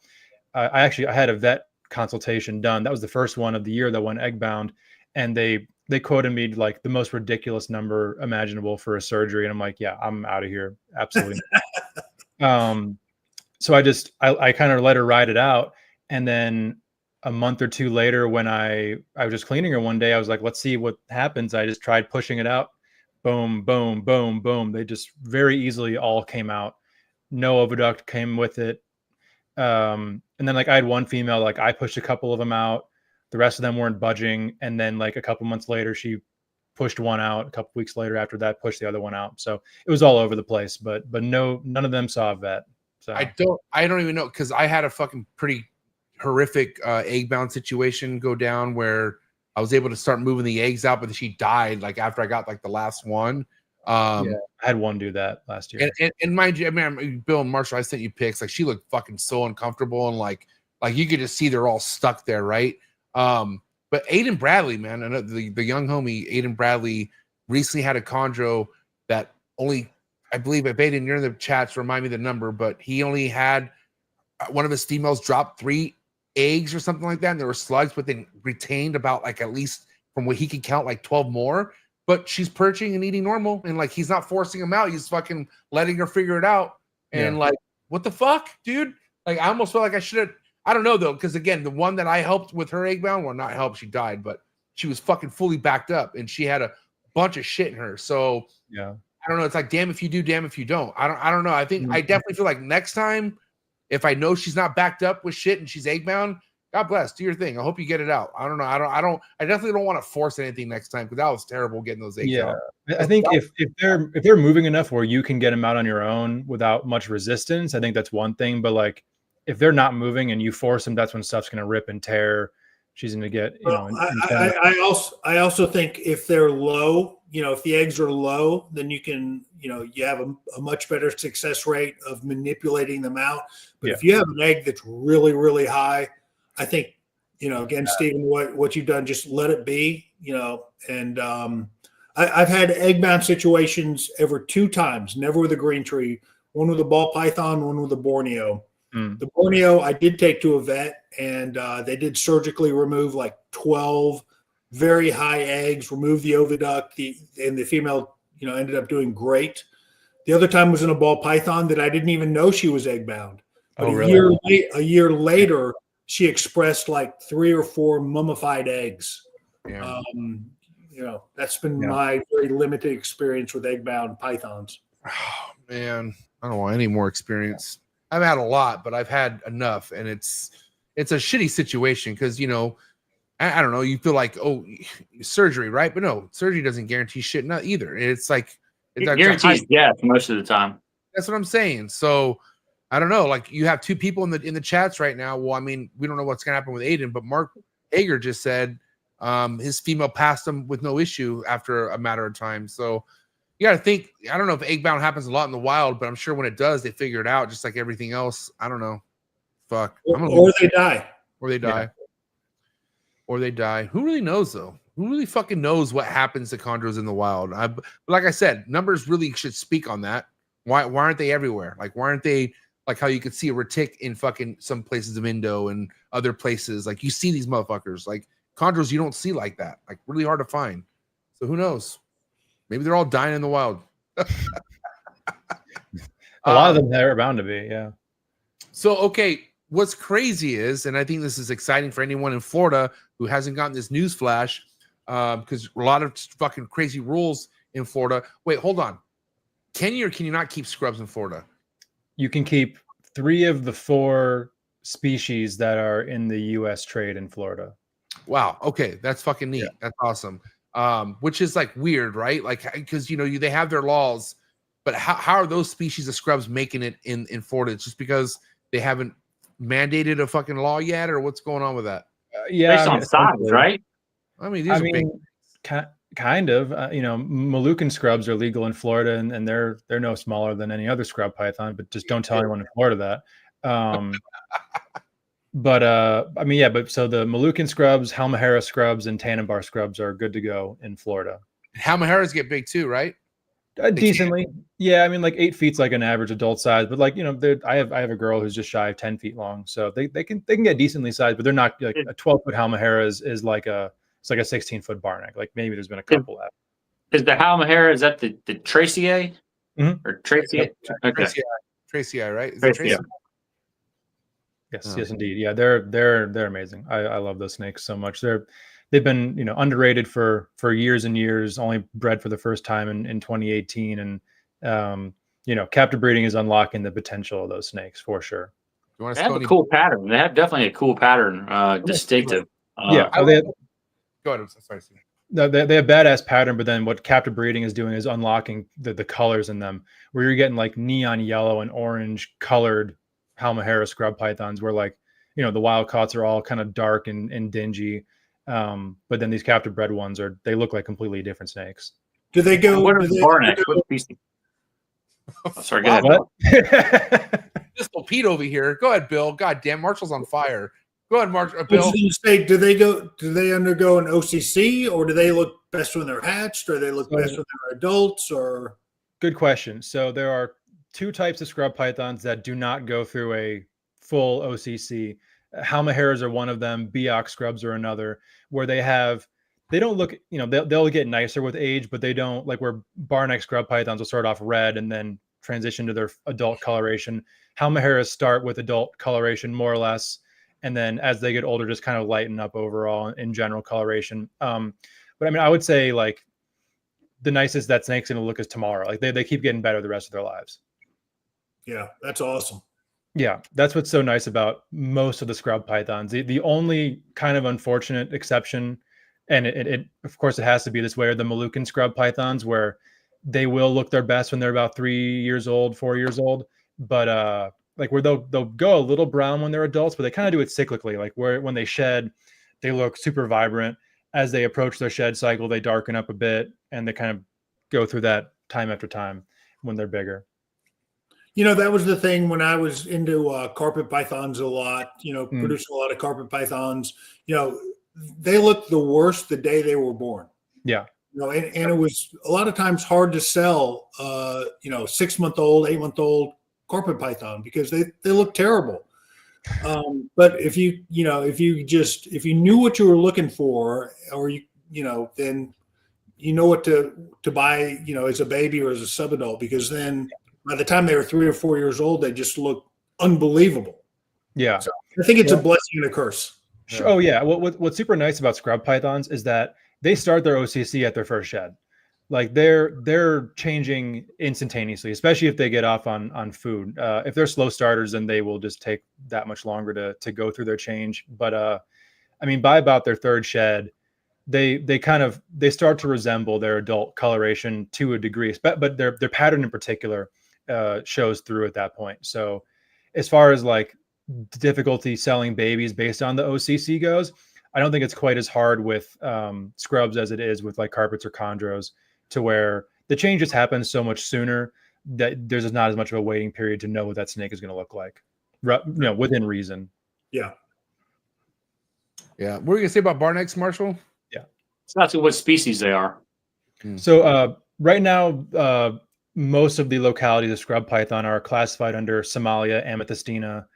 That's a majority of what's represented in captivity. So like the barneck scrubs, the waminas, the maruki, Tanamera, Aru, all the different like main localities that are available are within one full species. So that kind of makes it a little bit confusing. Biaks are within that as well. So do you think they're like chondros and that they just haven't been, like you just said, Aru, Maruki, those are all places that are pretty far apart from each other and isolated? I mean, do you think it's just that they haven't been studied enough to be made into different species? I'll take the fifth on that one to protect some friends. So Kush. But that was politically correct. What does that even mean, Steven? What do you mean? What does that mean? I'll tell you guys after the show. I got in trouble for it once long ago. I'm not doing it again. Trouble from who? Who gets the fucking Scrub King in trouble? I'm confused. Let's look at the private chat. Oh my God. You are something else, dude. I'm not even gonna look at that. When you see the name, you'll be like, "Oh, okay, I understand." Fuck that guy, dude. I'm so sick of him, dude. I'm just kidding. Is this a fuck Bob Smith episode? No. We really do like. No. I don't want to squeal him out. All right, I'll respect Steven's privacy. Not even mine. So. But I mean, in all intents and purposes, for sure, it's the same deal. It's Morelia viridis into whatever it would, into what it is now. Aren't Biaks the harder one to find? Yeah, so it's like the exact opposite with chondros and scrubs with Biaks, where Biaks are one of the rarest. They are the hardest to establish in captivity. Most of them that are imported die. They have a terrible feeding response. They are the heartbreaking scrub python. I have a few now, and every day with them is a blessing because it could be my last. Like, they are so stressful. They've only been bred in captivity once ever, literally like the polar opposite of a Biak chondro. Wow. Yeah. Sounds fun. And Stephen, it seems like over the last decade, imported chondros from Indo have become whether they're farm bred or they're imports, it seems like they become less common. Is that the case in scrub pythons? Is there an active, a nice channel from imported scrubs into the United States? So now, not really. This year was crazy, or 2024 was crazy, where you go on to MORPH Market or wherever ads are posted, and like there are 5-to-1 captive bred to wild caught scrub pythons. Wow. So the main reason why imports, at least in my opinion, I don't know this for a fact, have gone down exponentially is because of the ban in Florida. Most of them were coming in through Strictly, and were being distributed by one individual out of Florida who was a mite dealer extraordinaire, I guess, to put it one way. One combo. There was multiple combos. Indeed. And then I think after Cameron selling Bushmaster as well was a part of that, to where I feel like that's not really a priority anymore for new ownership through Strictly. But they come in periodically. Like Kalzu will bring some in, Fascination Herp will bring some in, but not with the regularity that they were 5-6 years ago, the ones that were coming into Florida. So and honestly, like timing wise, it worked out nicely because now the hobby can support the demand with captive bred animals. For sure. But if this dip in imports happened 5 years ago, we might not have any scrub breeders right now. So kind of the hobby caught it just in time for the volume of imports to dramatically decrease. It's not necessarily a bad thing, right? No, not really. I mean, for certain things it is, because like, for instance, Aru scrub pythons, I have what I believe to be the only group in the entire country. Biak scrub pythons, probably less than 10 in the country. Key Island scrub pythons, only one in the country. Like, they're locality types that are super underrepresented, that if there were more imports might not be the case. But when it comes to like the more common types of scrub pythons, be it the Barnecks, the southern types, Waminas, etc., there should be more than enough stock in the US to maintain lines for as long as the hobby continues. So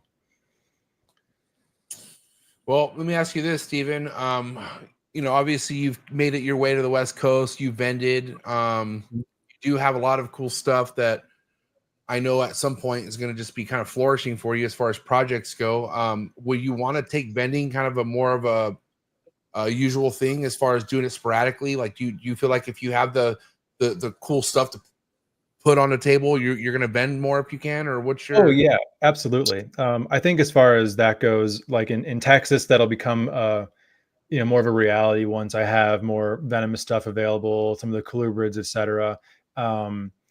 If I have a tremendous year with the venomous, I could see shipping out a box to a show in Pennsylvania or South Carolina or something like that, and vending.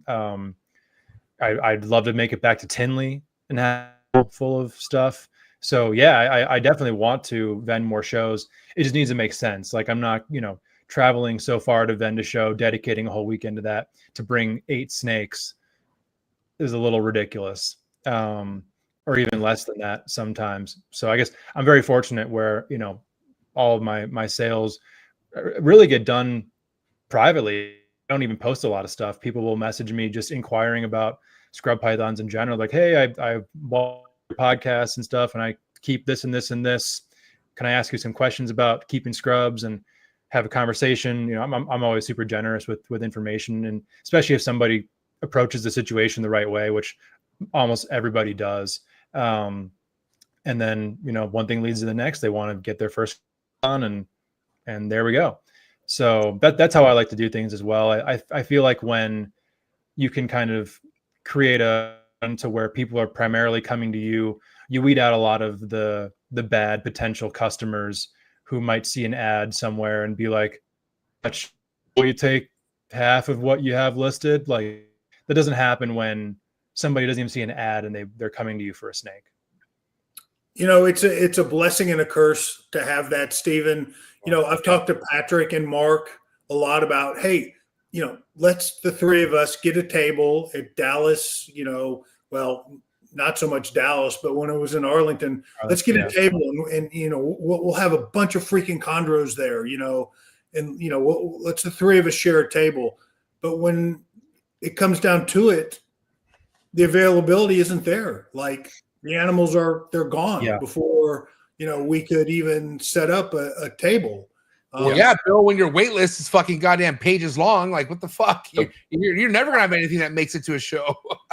Well, I know, but I would love to be able to just like kind of in the old days, like when Marshall, had the Chondro Coalition, and he would go to a show and you'd have like a bunch of the big breeders, the mainstream guys, and they'd have a bunch of available chondros on a table at an expo. And that's something that I would really, I would love to be able to have that experience. But, like I said, it's good and the bad that's not the way it is. I kind of wish that it was, the way that it is.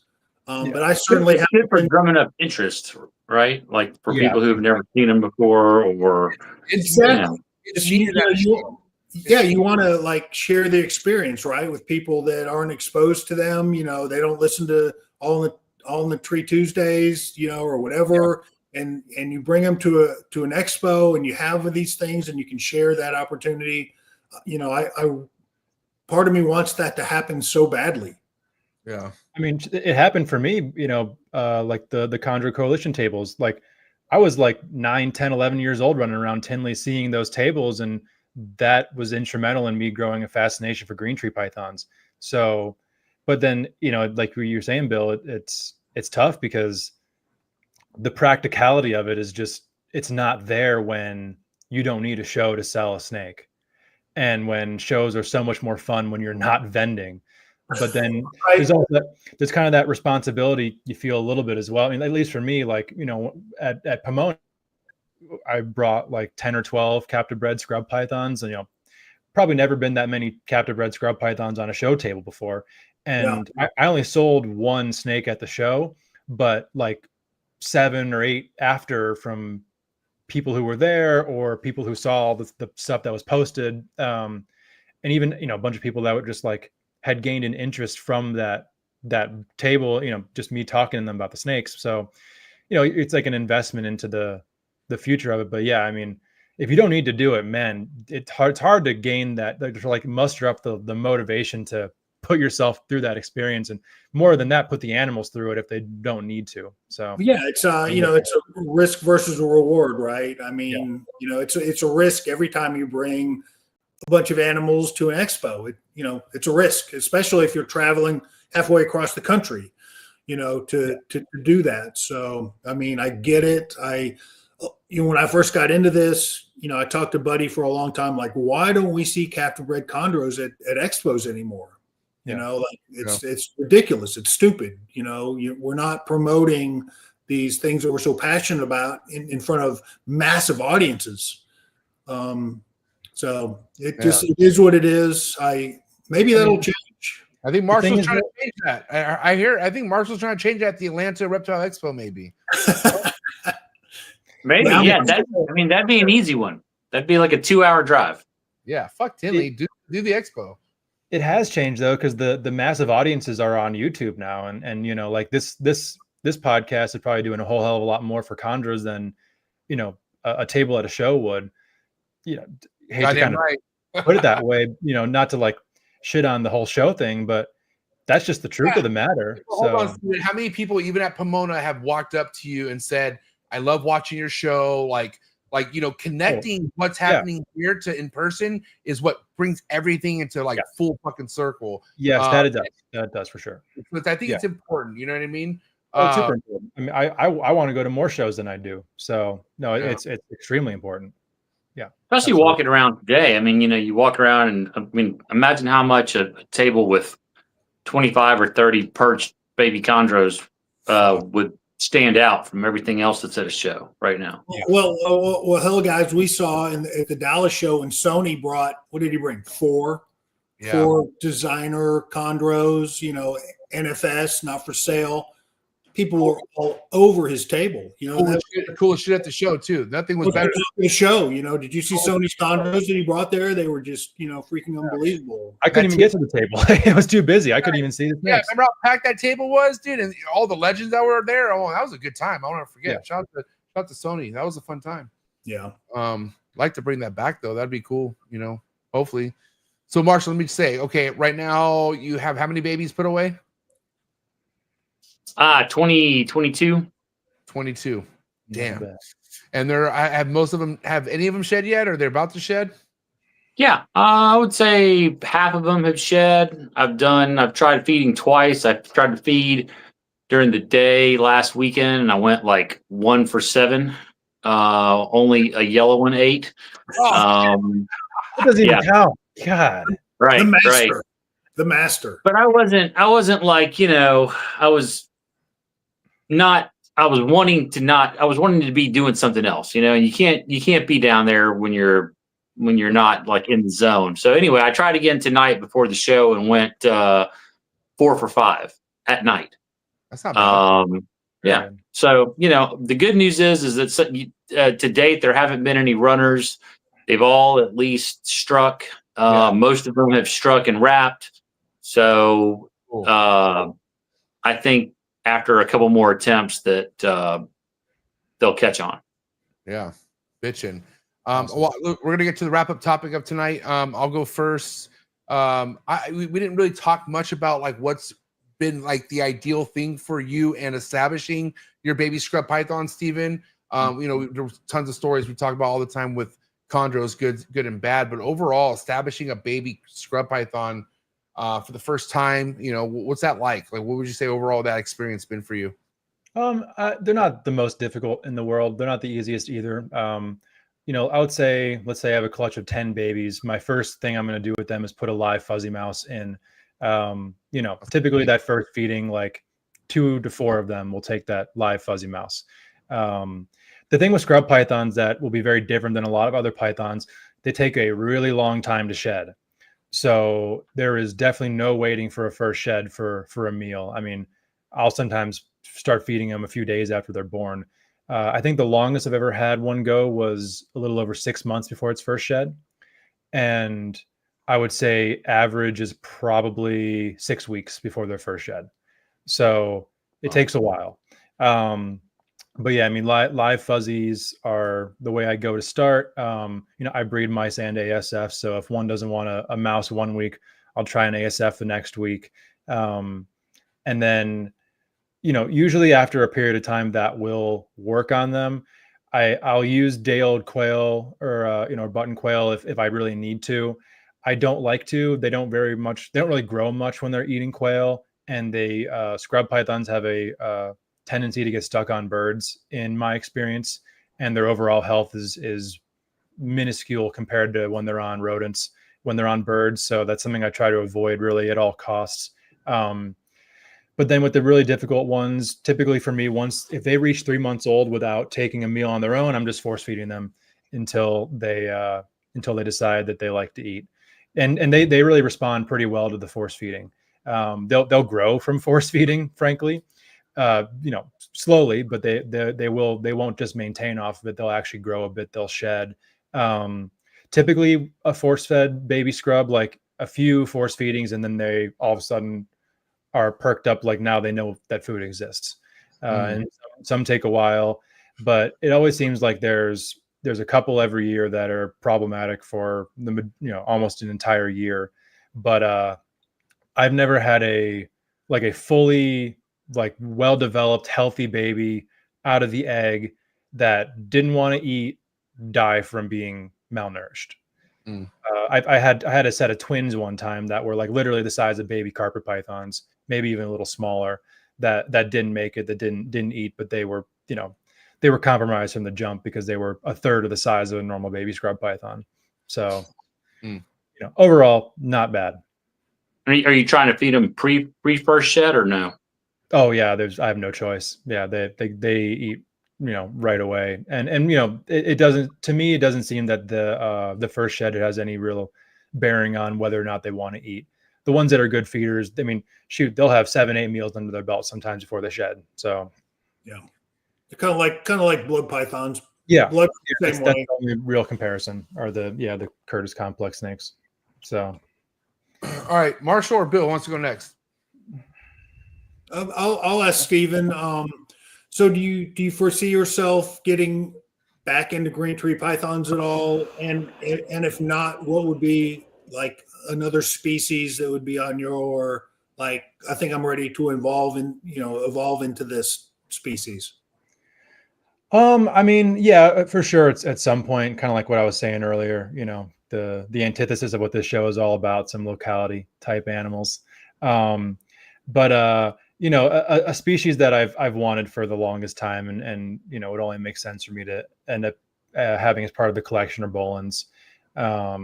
Complete the Somalia genus. Amen. But honestly, like the main things that always catch my eye are just like more variety in the colubrids that I have. I could see myself eventually having like a building of like 100 different colubrid species, like a pair of this, a pair of that. They all like fit under the same care parameters. I really love colubrids. So Nice. maybe not the best answer for this audience, but that is my answer. Basins as well. I want basins again. I fell asleep. What happened? I'm just kidding. Yeah, exactly.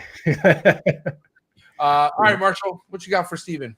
So what are the differences between the amethystina localities? Is it size? Is it color? Is it all the above? Is it like a beat? Like comparing a Beox, you mentioned that Beox, Arus, those are all the same species, right? Yeah.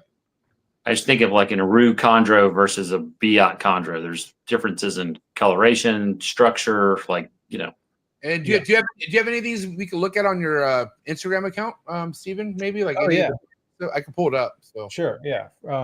So within the amethystina species, really the only difference is in phenotype. As far as adult size goes, they're all pretty much the exact same. Body structure is the same, and then it really, they're just super variable from a color and pattern standpoint. So like for instance, you got some Barnecks up top there. Hair, right? Yes. That's fucking cool looking. Yes, with the photo bombing coming eye monitor in the background. Go for just casually walking with the leash on. Yeah. But this, I mean, like I've kept Halmaheras. I've never seen one like this. This is definitely a different looking one. Yeah, absolutely. Do you think they're morphs? Like, do you think there's like a whole morph game going on with these guys? Maybe. I mean, possibly. The only thing that I would point to as a potential for like an actual genetic morph would be like the striped Halmaheras that have like the dorsal striping. I have one male that is on loan with me from Chad Brown, who has like basically, his only pattern is on his dorsal. So that's a really good example of a Barneck. That's one that I produced in 2022. This thing is incredible, bro. What the fuck? This thing is so incredible. Yeah. Is this from the Prada line stuff or no? This is from the Kush line. Oh, all right, my bad. Nice. Yeah. But the Prada line female, that's the thing that sucks about scrub pythons compared. I don't want to say it sucks about them, but it's unfortunate is that there aren't very many historic lines like there are with green tree pythons. There's really only two that can be spoken of within Barnecks. One would be the Prada line, so kind of synonymous with like the Prada Maniquari stuff. Same guy, same deal. That's an Orange Highland type scrub python right there. So one of the southern locality types, really underrated in my opinion. Just that crisp orange coloration is really spectacular, and they just keep getting better with age as well. But yes, I mean, I do have animals from both of those old lineages in my collection, so I'm happy that I can do my part to work with those animals. But then as well, like it's all going to be building those new lines essentially. So yeah, that pair is really cool. The male is the lighter colored, smaller one. So he is from what is known as the Rain line. Rain was an animal that was produced by the Barkers in, I believe, 2002. who's probably the best looking barneck scrub python who's ever lived. That kind of coloration you see on that male was his full body, completely patternless, light colored tail with just thick defined bars on like the first half of his body. And he was like 15 feet long. So he was an absolute monster. That guy is the exact opposite. He's an adult and he's like maybe 6.5 feet long, but that's because the guy who produced him stunted him. And that's a whole other discussion. Scrub pythons are very prone to problems from stunting. But then the female who was in that picture was one that I produced. So that's, that they didn't go this year. She ended up reabsorbing her follicles. But that to me is like what's exciting about, the F2, F3 scrub pythons that are going to be produced in the next 10 years or so. If what we think we have now is cool, I think what's coming down the line is just going to blow everyone's mind. How many clutches do you feel like you could handle, Steven? Like, if let's say everything goes fucking full blown, like what do you want? Like happy medium wise, like in a perfect world clutch number wise? So just scrubs, nothing else. I'm talking about yeah. So the thing is, like, I've really had pretty poor luck overall with fertility. I'm like definitely under 50% fertility on my scrub eggs. So like I haven't had a whole lot of big clutches. I don't know what I'm doing wrong, but people do have big clutch. Like my biggest clutch of scrub pythons has been 12 babies. I know people who've gotten over 20. So, wow. I don't know, but I would say like from a number standpoint, like I think I would be in a good place where I'd want to be if I was hatching like maybe 60 to 80 scrubs a year of different species and localities. I think that would be where I'd want to end up. Damn. And then back on a Tuesday night, talk about it. You know what I mean? Absolutely. Good episode, man. I really appreciate it. Yeah, thank you guys for having me. This was awesome. I had a good time. For people to obviously be on top of everything that's going on. I mean, Instagram, you're the most consistent, like posting. Yeah. You're active, right? So yeah. IG and your YouTube, obviously. Mm-hmm. Yes. Yeah. Kush Reptile on YouTube. I've started that as of this year. And I'm very appreciative of everybody who has subscribed, checks out the videos.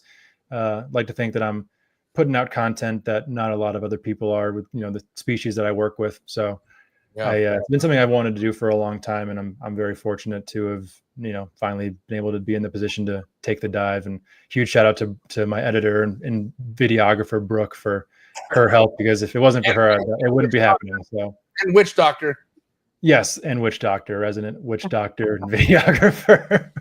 Hey, you guys doing some weird shit over there, huh? Hey. I don't want to judge.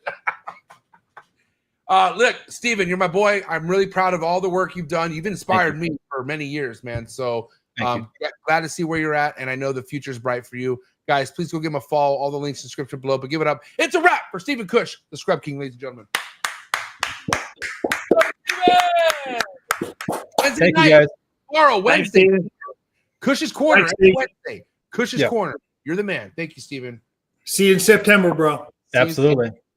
See ya. Talk to you soon, Steven. Peace. Good episode. That was awesome. What did you guys think? Yeah, he's a great keeper. He's a great guy. Just if you ever meet him in person and talk to him in person, one-on-one, and people that'll come to my event in September will get to meet him and talk to him. He's just a great guy. More important than being a great keeper. He's a good guy. So I look forward to seeing him again, and just can't say enough about him. What do you have to say, Marshall? Yeah, I agree, 100%. Like I said, man, he's one of those people that you meet him and just stands out with his knowledge and how into it he is. I love it. We all have our own little personalities with all of us, but Steven is just somebody. When I met, I was like, I've never met anybody like this before in my entire life. Like, especially at that age and his mentality and where it's at now. Like, he's definitely man, he's fucking like an omen. He's awesome. I'm glad to be good friends with him, and it's cool because obviously the future's the younger fucking keepers of what we have, and he's a part of that realm. You know what I mean? So good episode, fellas. I really appreciate it. Guys, we won't have Marshall here next Tuesday, but it's okay. Me and try to make it without me. We'll do our best, Marshall. The show must go on. Me and Bill are we're gonna screen share CNN and just make fun of Marshall the entire time. No, we're gonna have some fun while Marshall's gone, and Marshall will be there in spirit. But then, guys, catch my boy Bill Stiegel here next Tuesday night, and typically every Tuesday, Marshall Mendez. But give it up! It's a wrap for Red Mountain Herps and Phoenix Reptiles, ladies and gentlemen. See you guys. See you in a week. All right, guys, have a good night. Thank you so much. Appreciate everyone who tapped in tonight. If this is your first time watching, before you leave, please hit that like button. Let's get the likes up for Stephen Kush, and hit that subscribe button. All right, if this is your first time watching, hit that subscribe button, hit that notification bell, select all. You'll be reminded of every podcast released out of the Trap Talk Reptile Network 7 days a week. All right, Monday through Sunday. Let's go. You guys know I don't miss. Of course, you can listen to all these episodes on all the major audio platforms. There's Buzzsprout, Spotify, Apple, Google Play, all the major ones, okay? And if you're looking for exclusive content, if you want to get more out of what you see out of each episode, tap in VIP status and also get your hands on some really cool exclusive content. Come join the Trap Talk Patreon family. You can do that by clicking the first link in the description below. As soon as you join the Trap Talk Patreon family, get connected to a Discord, and it taps you into an amazing Instagram group chat. Cool events happening all year. It's going to be going down, man. But listen, before I let you guys go tonight, you know the deal. Sorry for the interruption, folks, but a quick word from our sponsors. One of the things I love about being a part of the reptile industry is all the learning, okay? Learning can be fun, and I can prove that to you. Thank you so much to today's sponsor, Gary Scavino over at GS Reptiles. I highly recommend you head over to his YouTube channel, follow all this man's content when it comes to learning about rare species of snakes you could be keeping in the hobby, and also just finding out how easy a lot of these rare species of snakes are to keep in general. So thank you so much, Gary Scavino of GS Reptiles. Again, head over to his YouTube channel. Also head over to his Instagram to be on top of all of his current work and be ready for a big year over at GS Reptiles. Thank you so much, Gary, for your ongoing support. I really appreciate it. Cheers. One of the biggest growths we have in the reptile industry today are the rare species of reptiles that aren't worked with. That's right. That's why I went ahead and partnered up again with Brian Susan over at Sundown Reptiles. Brian works with species such as kahua geckos, gargoyle geckos, all species of tree monitors.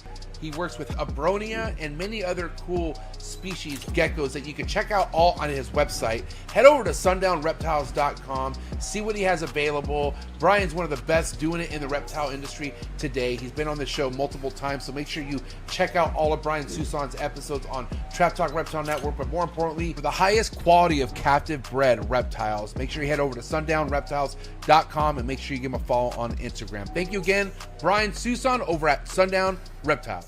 For the #1 PVC enclosures in the reptile game, no better place to visit than Focus Cube Habitats. Excited for today's sponsor, Focus Cube Habitats, #1 enclosures in the reptile game by far. Everything you see behind me are 3x2x2 PVC design enclosures by Steven and Ashley over at Focus Cube Habitats. They're based out of Texas. If you head over to their website, you can select from over 30 plus different enclosure designs that they've done. Two of the hardest working people in the reptile hobby today, and I'm so excited to add more Focus Cube enclosures. So much again, Steve and Ashley, I appreciate the 5+ years of partnerships that we've had together. Looking forward to growing more. Head over to focuscubehabitats.com, head over to their YouTube channel, subscribe, and check them out on Instagram. Thank you so much, Focus Cube Habitat. When you think about building a good community and being a leader of that community, nobody comes to mind better than Mark Hager over at Texas Chondros. That's right. Make sure you head over to TX Chondros on Instagram and also head over to Mark's website, see what he has available green tree python wise, and be ready for quite the 2025 green tree python breeding season out of Mark Hager. He's a veteran in the green tree python game, one of the best and nicest breeders in the green tree python game. He's been putting on the whole state of Texas for as long as I've known him. So if you want to see all the amazing other chondro keepers out of the state of Texas, another good reason to go follow Mark Hager over at TX Chondros on Instagram. And again, head over to his website, texaschondros.com. You can find all the links in the description below. Thank you so much, Mark Hager, for supporting the trap. Cheers.